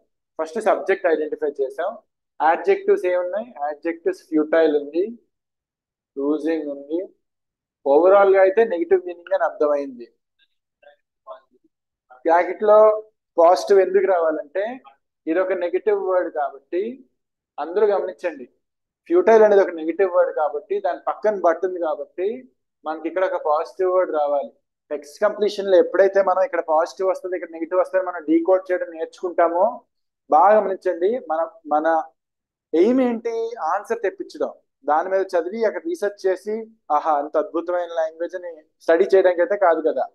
ఇక్కడ ఫ్యూటైల్ అనేది నెగిటివ్ వర్డ్, ఇక్కడ బట్ ఉందంటే ఇక్కడ పాజిటివ్ వర్డ్ రావాలి. ఇప్పుడు నేను బ్లాంక్స్కి వెళ్తా, ఆప్షన్స్కి వెళ్తా. ఆప్షన్స్ లో పాజిటివ్ వర్డ్స్ ఏమున్నాయో చూద్దామా? రెడెండెంట్ అంటే అనవసరంగా దేన్నైనా రిపీట్ చేయడం, రిపీట్ అగైన్. ఉదాహరణకి ఫ్యూటైల్ అంటే చెప్తాను, అందరు జాగ్రత్త అండి. ఫ్రూట్ఫుల్ అంటే ఏంటి తెలుగులో? అందరు ఆన్లైన్ లో ఎవరైనా చెప్పగలరా? ఫ్రూట్ఫుల్ అంటే ఏంటి తెలుగులో? కాదు, ఆహ్లాదకరంగా కాదు. ఆహ్లాదకరంగా అంటే హాయిగా. ఆన్లైన్ స్టూడెంట్స్ ఎవరైనా చెప్పగలరా ఫ్రూట్ఫుల్ అంటే ఏంటి? ఓకే, మీరు నాకు చెప్పండి, ఫ్రూట్ ని తెలుగులో ఏమంటారు? పండు, అది రెగ్యులర్ తెలుగు. ఇంకొంచెం దేవుడికి ఫలం. పండు పెడతామా? ఫలం పెడతాం కదా. ఫలించింది అంటే ఏంటి? నీ ప్రయత్నం ఫలించింది అంటే ఏంటి? ఇట్ బోర్ ఫ్రూట్ అని, ఇంగ్లీష్ లో ఇట్ బోర్ ఫ్రూట్ అని. ఓకేనా? ఫ్రూట్ఫుల్ అంటే ఫలించింది అని. ఫ్రూట్ఫుల్ గా ఆపోజిట్ ఏంటి? ఫ్యూటైల్. ఏంటది? ఫ్యూటైల్. గుర్తుపెట్టుకోవడానికి ఈజీగా ఉంటుందని అలా చెప్తున్నాను నేను. ఫ్యూటైల్ అంటే ఏదైనా యూజ్లెస్ అయిపోవడం. ఓకేనా? ఏదైనా ఫలించకపోవడం, ఫలించకపోవడం అనమాట. ఫ్రూట్ఫుల్ అంటే ఫలించడం, ఫ్యూటైల్ అంటే ఫలించకపోవడం. ఇప్పుడు ఇది నెగిటివ్ అనమాట. దీనికి ఆపోజిట్ మనకి ఇక్కడ ఏం కావాలి? పాజిటివ్ కావాలి. ఇప్పుడు చెప్పండి, రీచ్డ్ పాజిటివా, నెగిటివా, న్యూట్రలా? బాగా మనకి ఇక్కడ చూడండి, ఈ వర్డ్ ని డిస్క్రైబ్ చేస్తూ మనకి ఇక్కడ ఒక వర్డ్ కావాలి. దేన్ని? ఆ వర్డ్ అంటే రిపీట్ చేయండి ఆన్లైన్ స్టూడెంట్స్. దేన్ని డిస్క్రైబ్ చేస్తూ మనకు ఒక వర్డ్ కావాలి? ఎఫర్ట్. ఎఫర్ట్ ని డిస్క్రైబ్ చేయాలి. రీచ్డ్ ఎఫర్టా, రిఫ్రైన్డ్ ఎఫర్టా, రిడెండెంట్ ఎఫర్ట్ అంటే నెగిటివ్, కానీ మనకి పాజిటివ్ వర్డ్ కావాలి ఎందుకంటే ఇక్కడ బట్ ఉంది కాబట్టి. రీచ్డ్ ఎఫర్ట్ అని ఇంగ్లీష్ లో అనం అసలు. రిఫ్రైన్డ్ అంటే నెగిటివ్. ఇల్లిస్ట్రియస్, వాలియంట్ రెండే మిగిలాయి. ఈ రెండిట్లో మన ఆన్సర్ ఏంటి? ఎలాంటి ఎఫర్ట్? మన స్పోర్ట్స్ కోసం మాట్లాడుతున్నాం, ఫైటింగ్ స్పిరిట్ కోసం మాట్లాడుతున్నాం కాబట్టి ఆన్సర్ ఏమవుతుంది?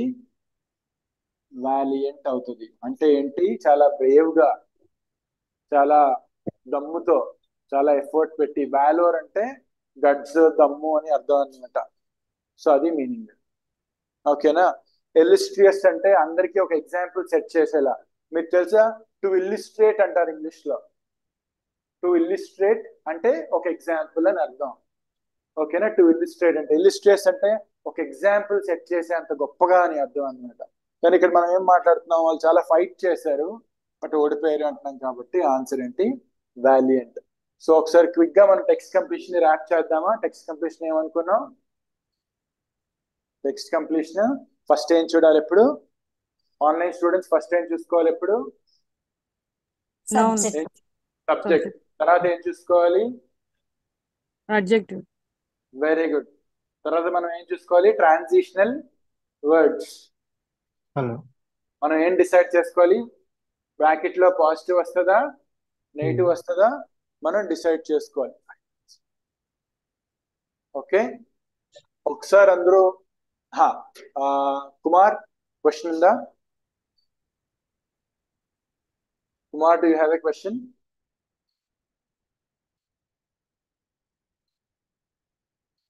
హ్యాండ్ రైస్ చేశారు కదా, అందరూ ఫాస్ట్ గా ఒకసారి ప్యాసేజ్ చదువుతారా? మీ అందరికి ప్యాసేజ్ ఉందా మీ దగ్గర? రీడింగ్ కాంప్రిహెన్షన్ ప్యాసేజ్ లేదా మీ దగ్గర? Okay, no problem. ఒకసారి అందరూ ఫాస్ట్ గా ప్యాసేజ్ చదువుతారా? ప్యాసేజ్ చూపిస్తా. ప్యాసేజ్ అవ్వగానే క్లోజ్ చేస్తా. కొంచెం ఈరోజు ఒక 10 minutes టైం తీసుకుంటాను. ఇంకా నాకు ఒకసారి అందరూ ఆన్లైన్ స్టూడెంట్స్ మీ దగ్గర ప్యాసేజ్ యాక్సెస్ ఉందా? No sir. No okay, no sir. Problem, no problem. ఒకసారి ఫాస్ట్ గా ఈ ప్యాసేజ్ చదువుతారా అందరూ?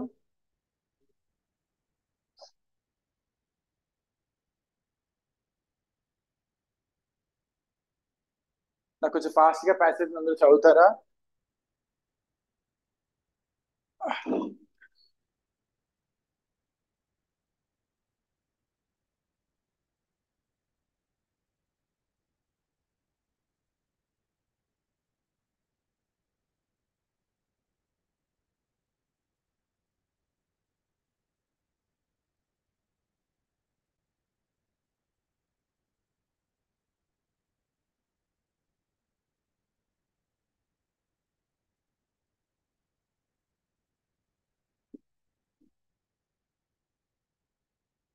ఒకసారి అందరూ జాగ్రత్తగా వినాలి.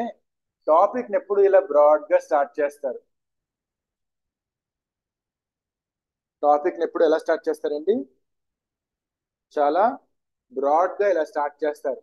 ఆ బ్రాడ్ గా స్టార్ట్ చేసిన టాపిక్ ని ఫర్దర్ గా ముందుకెళ్తున్న కొద్ది ఏం చేస్తాడు? నారో చేసుకుంటా వెళ్తాడు అనమాట. ఎప్పుడైనా మీరు బాగా గమనించాల్సిన విషయం ఏంటంటే, ఇప్పుడు బాహుబలి అనే మూవీ ఉంది. స్క్రీన్ టైం అంతా తీసుకోండి, ఫస్ట్ నుంచి లాస్ట్ వరకు. Highest screen presence, most screen time ఎవడు ఆక్యుపై చేసుకుంటాడు? బాహుబలి అని క్యారెక్టర్. అందరు డైలాగ్స్, అందరు యాక్షన్స్ ఏ క్యారెక్టర్ చుట్టూ తిరుగుతాయి? బాహుబలి చుట్టూ తిరుగుతాయి. దాన్ని థీమ్ అంటాం. ఆన్లైన్ స్టూడెంట్స్ ఒక రీడింగ్ ప్యాసేజ్ లో ఎప్పుడు కూడా ఒక థీమ్ మెయింటైన్ చేస్తాడు. థీమ్ అంటే ఏంటంటే 60 to 80% ఆ ఒక్క టాపిక్ మీదే నడుపుతా ఉంటాడు మొత్తం. ఉదాహరణకి ఇందులో ఇండియన్ టూరిజం అని స్టార్ట్ చేశాడు. ఇక్కడ ఇలా స్టార్ట్ చేశాడు ఇండియన్ టూరిజం కోసం. ఏది ఇక్కడ దాకా చూడండి జాగ్రత్తగా అందరూ కూడా. ఇక్కడ దాకా ఇండియన్ టూరిజం కోసం కవర్ చేశాడు. చేసి ఇక్కడ దాకా ఇగో ఈ పార్ట్ ఇలా ఇండియన్ టూరిజం కోసం కవర్ చేశాడు. చేసి ఇక్కడి నుంచి టాపిక్ అంతా ఏం చెప్పాడు తెలుసా? ఒక్కటే చెప్పాడు. ఏం చెప్పాడు? రూరల్ టూరిజం చెప్పాడు. చూడండి జాగ్రత్తగా చదవండి అందరూ. Rural tourism. ఈ ప్యాసేజ్ లో థీమ్ ఏంటండి? ప్రతి మీరు రాయబోయే కాంపిటేటివ్ ఎగ్జామ్ లో ప్రతి ప్యాసేజ్ లో మోస్ట్ ఫస్ట్ ఇంట్రడక్షన్ అయిపోయిన తర్వాత మోస్ట్ అంతా కూడా ఒక థీమే నడుస్తుంది. ఆ థీమ్ ఏంటి? ఇక్కడ థీమ్ ఏంటి? ఈ పారాగ్రాఫ్ కి రూరల్ టూరిజం అన్నమాట. అలాగే ప్రతిసారి ఉంటది. మీరు కొంచెం ఫాస్ట్ గా చదివితే ఇంకో పారాగ్రాఫ్ చూపిస్తా. కొంచెం ఫాస్ట్ గా చదవండి ఆన్లైన్ స్టూడెంట్స్.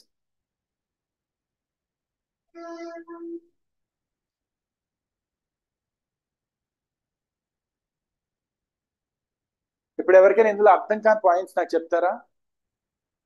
ఆన్లైన్ ఆఫ్లైన్ ఎవరైనా సరే ఇందులో మీకు అర్థం కాని పాయింట్స్. సో టూరిజం ఇండియాకి చాలా ఇంపార్టెంట్. ఇప్పుడు కనెక్టివిటీ పెరిగింది కాబట్టి మనకున్న unique geographical diversity, for example Kerala తీసుకుంటే ఒకలా ఉంటుంది, కే కన్నడ బెంగళూరు తీసుకుంటే ఒకలా ఉంటుంది, కర్ణాటక తీసుకుంటే ఒకలా ఉంటుంది, ఆంధ్ర ఒకలా ఉంటుంది, రాయలసీమ ఒకలా ఉంటుంది. మనకి చాలా యూనిక్ ప్లేసెస్ ఉన్నాయి అన్నమాట. ఓకే, రూరల్ లో టూరిజం ఇంప్రూవ్ చేస్తే చాలా బాగుంటది, ఆపర్చునిటీస్ పెరుగుతాయి, మన జీడిపి కూడా చాలా ఉంది. Majority of the population, majority అవన్నీ కూడా మనం ఏంటి రూరల్ కాబట్టి చాలా బాగా రూరల్ ఇంప్రూవ్ అవుతుంది అని చెప్తున్నాడు అనమాట. అక్కడ దాకా మీరు చదివారా అందరూ? Can I Yes, go to sir. The next one? Online students, can I go to the next page? Yes, sir. Fantastic.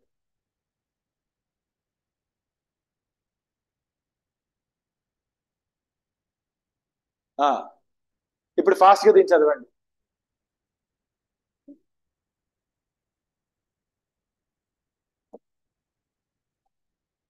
So మన థీమ్ అంతా కూడా చదవండి, సిన్సియర్ గా చదవండి, కొంచెం అటెన్షన్ ఉండాలి ఇక్కడ.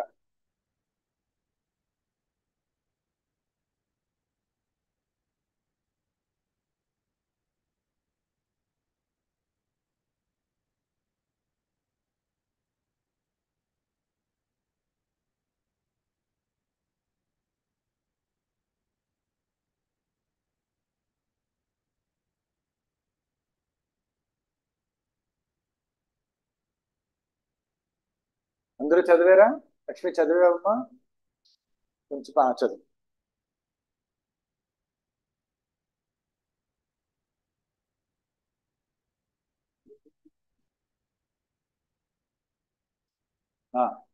ఎలా చెప్పావు? ఎక్కడుంది లివరేజ్? అంటే దేనైనా అడ్వాంటేజ్ తీసుకొని డెవలప్ చేయడం. అదే ఆన్సర్ డైరెక్ట్ గా చెప్పాడండి అనుకుంటున్నాను చూడకుండా. ఇంకా అదొక ఆన్సర్. ఓకేనా ఆన్లైన్ స్టూడెంట్స్? మీరు ఫస్ట్ సెకండ్ చదివారా? Yes sir. Yes sir. మీరు ఒక పాయింట్ గమనించండి. మనం ఒక మెడికల్ షాప్కి వెళ్తే ఒక ప్రిస్క్రిప్షన్ పట్టుకొని చాలా ప్లేసెస్ లో ఒక 17-18 ఇయర్స్ పిల్లలు కూడా ఉంటారనమాట. వాళ్ళకి ప్రిస్క్రిప్షన్ ఇస్తే వాళ్ళ వెనకాల కొన్ని ల్యాక్స్ ఆఫ్ మెడిసిన్స్ ఉంటాయి. ఆ రైటింగ్ ఏం రాశాడు డాక్టర్ మనకు అర్థం కాదు, కానీ ఆడు మాత్రం దాన్ని చూసి సీరియస్గా వెళ్ళి తీసుకొచ్చి మనకి ఇస్తాడు 5 నిమిషాల్లో 2 నిమిషాల్లోనో. ఆడు ఏం రాశాడు, ఇది ఏమర్థమైంది, ఆడు ఏం తెచ్చాడు మనకి ఏం తెలియదు. రీడింగ్ కాంప్రిహెన్షన్ సాల్వ్ చేయడం అనేది ఒక మెడికల్ షాప్ లో వెళ్ళి టాబ్లెట్ తెచ్చుకోవడం లాగా అనమాట. ప్రిస్క్రిప్షన్ ఇస్తే మనకి ప్రిస్క్రిప్షన్ లో ఏముందో చూసుకొని ఎలా అయితే వెళ్ళి వెనకాల కబోర్డ్ నుంచి మెడిసిన్ తెస్తామో అలాగే క్వశ్చన్ చూసుకొని మళ్ళా ప్యాసేజ్ వెనక్కి వెళ్ళి ఆన్సర్స్ తెచ్చుకోవాలి మనం. అయితే మెడికల్ షాప్ లో ఎందుకు కంపేర్ చేసినా చెప్తా. ఆ పిల్లాడు 5 నిమిషాల్లో వెళ్ళి ఎలా తెచ్చాడు మెడిసిన్ ప్రిస్క్రిప్షన్ చూసి? మెడిసిన్స్ అన్ని కూడా మెడికల్ షాప్ లో ఒక ఆర్గనైజ్డ్ గా సిస్టమ్ లో ఆర్డర్ లో పెట్టుంటాయి. మన ఇంట్లో మనం కబోర్డ్ లో బట్టలు పెట్టుకుంటే అటు పెట్టాడు, వాడు నీట్ గా ఆల్ఫాబెటికల్ ఆర్డర్ లో మెడిసిన్స్ అన్ని పెట్టుకుంటాడు. సో ఇడెళ్ళి తెచ్చేస్తాడు. సేమ్ ప్యాసేజ్ లో ఇన్ఫర్మేషన్ కూడా ర్యాండమ్ గా ఉండదు, చాలా ఆర్గనైజ్డ్ గా ఉంటది. మనం ప్రాక్టీస్ చేయగా మనకి ఏం తెలుస్తుంది అంటే ఎవ్రీ పారాగ్రాఫ్ లో డెసిగ్నేటెడ్ ఇన్ఫర్మేషన్ ఉంటది. క్వశ్చన్ చదవగానే మనకి అది ఏ పారాగ్రాఫ్కి వెళ్తే దొరుకుతుందో మనకి ఐడియా వస్తుంది చదవగా. అంతేనా? ఒక ప్యాసేజ్ లో 5 పారాలు ఉన్నప్పుడు 5 పారాల్లో 5 రకరకాల ఇన్ఫర్మేషన్ ఉంటాయి ఒక మేజర్ ఐడియా కోసం. క్వశ్చన్ చదివి మనం అది ఎక్కడుందో ఐడెంటిఫై చేసుకుని అక్కడ వెతకాలన్నమాట. అది స్కిల్, ప్రాక్టీస్ చేస్తుంటే వస్తుంది. ఇప్పుడు ఫస్ట్ ఆప్షన్ చూడండి అందరూ. What is the importance of tourism for the growth of the Indian economy? What is the importance of tourism for the growth of Indian economy? ఇప్పుడు ఆప్షన్స్ అన్ని చూడండి అందరూ ఫాస్ట్ గా. ఆన్లైన్ స్టూడెంట్స్ మీ answers chat box లో ఒకసారి పెడతారా? మీరు చెప్పండి. Tourism is crucial for the enhancement of India's good will internationally. India's good will internationally. Very good. మీరు జాగ్రత్త వినండి. మీ మనసులో ఉన్న అభిప్రాయాలు దీని మీద రుద్దొద్దు. ప్యాసేజ్ లో ఉన్నది మాత్రమే మనం చేయాలి. అసలు ఇంటర్నేషనల్ గుడ్ విల్ కోసం ఎక్కడైనా మాట్లాడా? అసలు ఇంటర్నేషనల్ కాన్సెప్టే లేదు. అంతా కూడా ఇండియా రూరల్. మన థీమ్ అంతా ఏంటి? ఇండియన్ రూరల్ కోసమే మాట్లాడాడు. The contribution of the travel and tourism to GDP in 6. Okay, ఇక మనకి the contribution of the travel and tourism to GDP is 6 and 80. ఇది మనకి ప్యాసేజ్ లో నెంబర్ ఇచ్చాడు, పర్సెంటేజ్ ఇచ్చాడు, ఇదే పర్సెంట్ ఇచ్చాడు, సేమ్ పర్సెంట్ ఇచ్చాడు, 6.8 ఇచ్చాడు. దేని గురించి ఇచ్చాడు? తిప్పి మార్చాడా? అదే చెప్పాడు. Contribution tourism, travel and tourism అంటే అందులోకి వస్తుంది. సో జీడిపి కోసం మాట్లాడు. ఈ పాయింట్ మెన్షన్ చేశాడు వాడు, యాజ్ ఇట్ ఈస్ మెన్షన్ చేశాడు. Government earns a major part of it's revenue from taxes on the tourism sector. Major part revenue tourism వస్తుందని చెప్పలేదు వాడు ఇట్స్ గుడ్ పార్ట్ ఆఫ్ అన్నాడు, కానీ మేజర్ పార్ట్ అని ఎక్కడ కూడా వాడు చెప్పలేదు అన్నమాట. గుర్తుపెట్టుకోండి, హాఫ్ ట్రూత్ కి ఫుల్ ట్రూత్ కి డిఫరెన్షియేషన్ తెలుసుకోవడం జిఆర్ఈలో బ్యాంకింగ్ ఎగ్జామ్స్ లో ఆప్షన్స్ లో చూసుకోవడం చాలా ఇంపార్టెంట్ అన్నమాట. సో ఇది కాదు. Tourism is the third largest source of foreign exchange earning in India. ఆ పాయింట్ మనకి ఫస్ట్ పారాగ్రాఫ్ లో ఇచ్చాడు. ఓకేనా? క్లియర్ గా ఇచ్చాడు ఫస్ట్ పారాగ్రాఫ్ లో. ఆన్లైన్ స్టూడెంట్స్ మీరు ఒకసారి వెనక్కి తీసుకెళ్ళి చూపించిన మళ్ళా. సో డి అన్నాడు కాబట్టి ఆప్షన్ ఏమవుతుంది? ఈ అవుతుంది. ఒకసారి మళ్ళా ప్యాసేజ్ వెనక్కి తీసుకెళ్ళి చూపించిన. Is that okay? Okay sir. Okay, please answer the next one.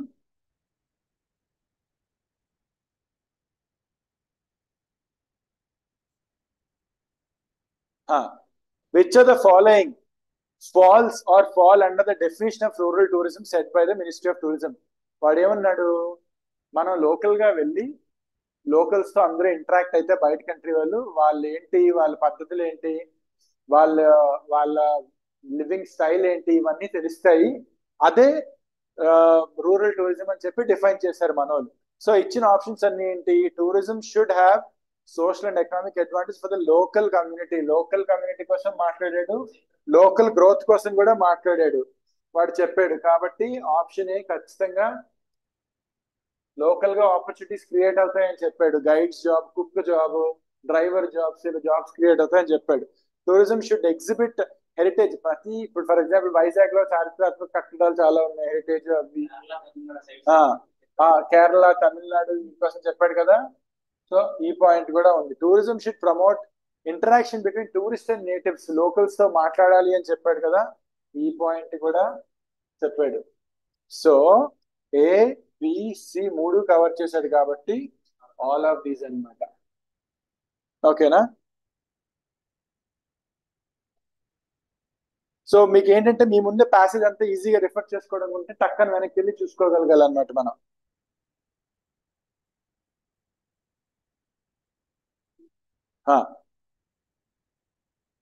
చూస్తారా? ఫాస్ట్ గా చెప్తారా? In what ways rural areas get benefited from tourism చెప్తారా? Tourism gives rise to various employment and conserves culture and heritage. అవును, very good point చెప్పాడు. In what from tourism rural areas experience drastic transformation to become attractive enough for travellers. ఇది నాకు ఎక్కడ చెప్పలేదు. Drastic transformation అని ఎక్కడ చెప్పలేదు. Drastic అంటే మన ఊహకి కని విని ఎరగకుండా బాహుబలి రేంజ్ లో అన్నమాట. అంటే మన రేపటికి రేపే రాత్రికి రాత్రి మొత్తం మారిపోద్ది అని. లోకల్ క్విజిన్స్ మనం అసలు జిఐ ట్యాగ్ కోసం ఎక్కడ చెప్పలేదండి. డైరెక్ట్ గా కానీ ఇండైరెక్ట్ గా కానీ ఒక యూనిక్ ఐడెంటిటీ వస్తుంది జిఐ ట్యాగ్ కోసం ఎక్కడ మనకు మాట్లాడలేదు. ఓకే, జియోగ్రఫికల్ ట్యాగ్ అనేది. సో ఇది కాదు, ఇది కాదు. Rural people get opportunity to take there culture to national and international level. ఇది కూడా నాకు నేషనల్ ఇంటర్నేషనల్ లెవెల్ కోసం, అది రూరల్ కోసమే మాట్లాడాడు. సో ఆన్సర్ ఏంటి? Only. Very good.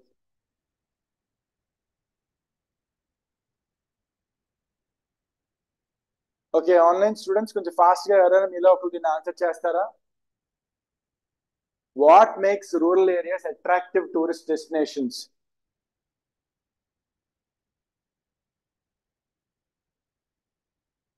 Any online student? Quickly, last two questions.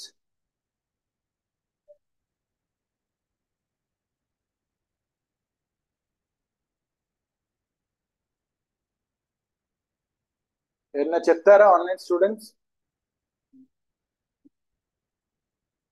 What makes rural areas attractive tourist destinations? The heterogeneity of culture of India, Indian rural areas attract tourists. అవునా? బాగానే ఉంది point. ఇలా పెట్టుకున్నా అవ్వచ్చు. ఎందుకంటే వాడు ఏమన్నాడు, మనకి diverse places, for example Kerala కానీ కర్ణాటక కానీ ఇలా డైవర్స్ ఉంటాయి కదా, వాడు చెప్పాడు. So heterogeneity of culture of Indian rural areas attract tourist. Very good. Green environment ఎక్కడ పొల్యూషన్ ఫ్రీ, అసలు మనం మాట్లాడకూడదు దానికోసం అన్ఫార్చునేట్లీ. సో ఇది కాదు. Diversity in physical features of rural areas, ఇది చెప్పాడు. డైవర్సిటీ కోసం చెప్పాడు. ఏంటి? కేరళ లేకపోతే డిఫరెంట్ ప్లేసెస్. మన జియోగ్రఫికల్ గా డిఫరెంట్ కదా, అదే ఒక మెయిన్ రీజన్ మనకు చెప్పాడు. ఇదే సెంటెన్స్ యాజ్ ఇట్ ఈజ్ వేరే పదాలు వాడు చెప్పాడు అక్కడ పైన. సో ఇది కూడా చెప్పాడు. Hospitality of the rural population provokes. Hospitality బాగుంటదేమో కానీ దాని డిస్కషన్ ఎక్కడ రాలేదు. సో ఇది కాదు. So answer has to be A and C. Okay, physical features అంటే ఏంటి? మనకి అక్కడ యూనిక్ జియోగ్రఫికల్ ప్లేసెస్ అన్నాడు. ఒకసారి వెనక్కి వెళ్ళి చూపించిన వాడు ఫిజికల్ ఫీచర్స్ గుర్తుపెట్టుకోను. అది ఎలాగా?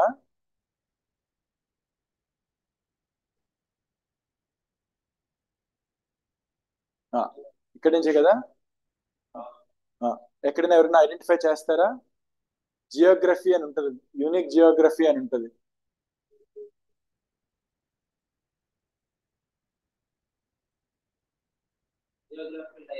ఏదేది అది? ఇక్కడ ఇగో యూనిక్ ఇక్కడ ఇచ్చాడు, యూనిక్ స్పాట్. సో బేసిక్ గా దాని మీనింగ్ అదే అనమాట. ఓకే, అవర్ డైవర్సిటీ ఇక్కడి నుంచి చూడు. Okay, that very point that I discussed, the geographical diversity of India makes it unique spot for, దాన్నే ఆడు గ్రౌండ్ అని వాడాడు అక్కడ వర్డ్. హార్నెసింగ్ అంటే దేనైనా యూటిలైజ్ చేసుకోవడం, సపోర్ట్ చేసుకోవడం, యూనో ఇంకా అక్కడి నుంచి బిల్డ్ చేయడం.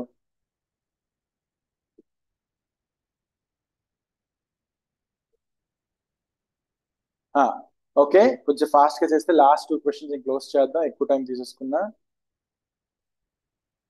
What was rulers get benefit? Next ఎన్నో క్వశ్చన్ చేస్తున్నా ఇప్పుడు? 5th అయిపోయిందా?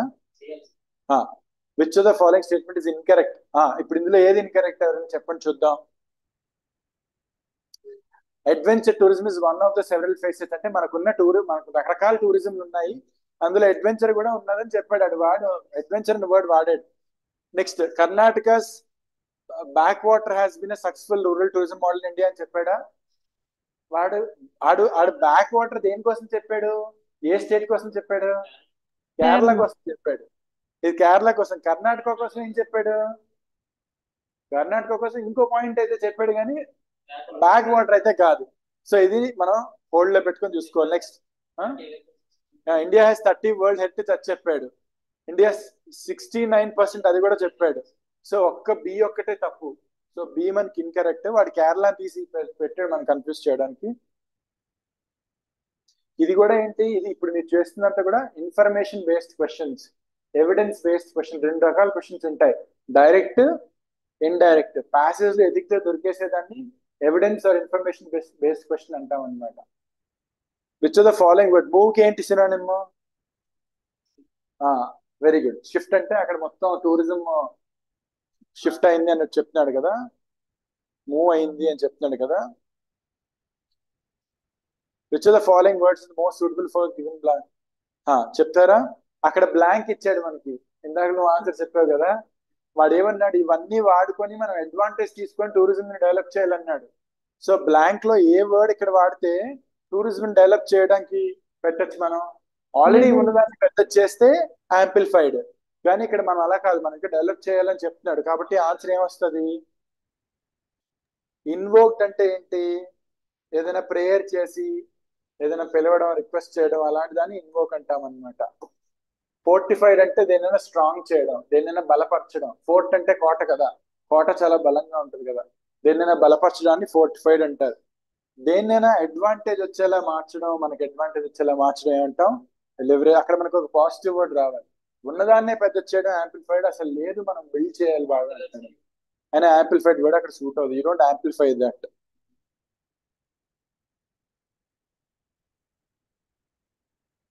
Okay, closing now, last. Okay, vital కి ఆపోజిట్ ఏంటి? మన ఎగ్జామ్ లో చాలా తొందరపడి వైటల్ కి సినోనిమ్ పెట్టేస్తాం. అది ఇస్తాడు, అక్కడ కావాలని ఇస్తాడు. వైటల్ కి క్రూషియల్ అనో ఏదో ఇస్తాడు, మనకు ఆపోజిట్ కావాలి. వైటల్ కి ఆపోజిట్ ఏంటి? ట్రివియల్. అందరూ జాగ్రత్తగా అండి. ట్రై అంటే ఏంటండి? ట్రై అంటే ఏంటి? ట్రై అంటే ఏంటి? ట్రై అంటే ఏంటి? టిఆర్వై కాదు. మోనో అంటే 1, బై అంటే 2, ట్రై అంటే 3 కదా. వయా అంటే ఏంటి? వయా అనకాపల్లి, వయా విశాఖపట్నం, వెళ్ళేవి. రోమ్ అనే ప్రాంతంలో 3 పెద్ద రోడ్స్ ఉండేవి. ఓకేనా? రోమ్ అనే ప్రాంతంలో వాటికి కామన్ పాయింట్ ఉండేది. ఆ కామన్ పాయింట్ ఏమనేవారంటే ట్రివియల్ అనేవారు.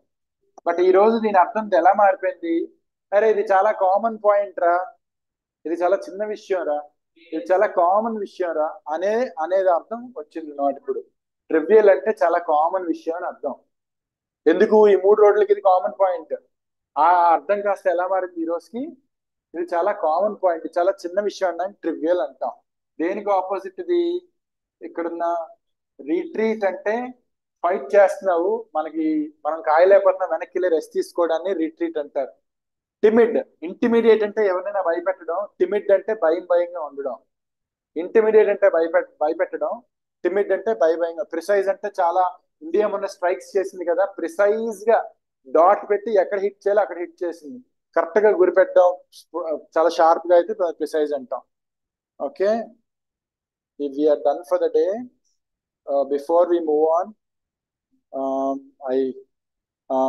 here is the last question. Harmful ki synonym కావాలి. హార్మ్ఫుల్ కి సినోనిమ్ చెప్తారా? జాగ్రత్తగా వినండి. మెలు అంటే సాఫ్ట్, ఉదాహరణకి మెలోడియస్, యాములేట్, మెలిఫ్లూయస్. మెలు అంటే సాఫ్ట్. మనకి హార్మ్ఫుల్ కి సినోనిమ్ కావాలి, ఇది కాదు. చెప్తా. ఫ్యూజిటివ్ అంటే ఎక్కడికైనా ఎవరైనా పారిపోయి పరారీలో ఉంటారు కదా, వాళ్ళని ఫ్యూజిటివ్ కింద డిక్లేర్ చేస్తారు. ఓకేనా? ఫ్యూజిటివ్స్. కన్సార్టెడ్, ఒకసారి మన పాయింట్ ఆఫ్ వ్యూలో ఎస్. డిట్రిమెంటల్ అంటే ఇది గుర్తుపెట్టుకోండి ఈజీగా, మెంటల్ గుర్తుపెట్టుకోండి. ఎవరైనా సాధారణంగా మనం తిట్టడానికి మనం వాడే పదం మెంటల్ అని, బండ గుర్తు మాత్రమే అది. డిట్రిమెంటల్ అంటే హార్మ్ఫుల్ అని అర్థం. సో హార్మ్ఫుల్ కి సినోనిమ్ డిట్రిమెంటల్ ఎఫెక్ట్స్.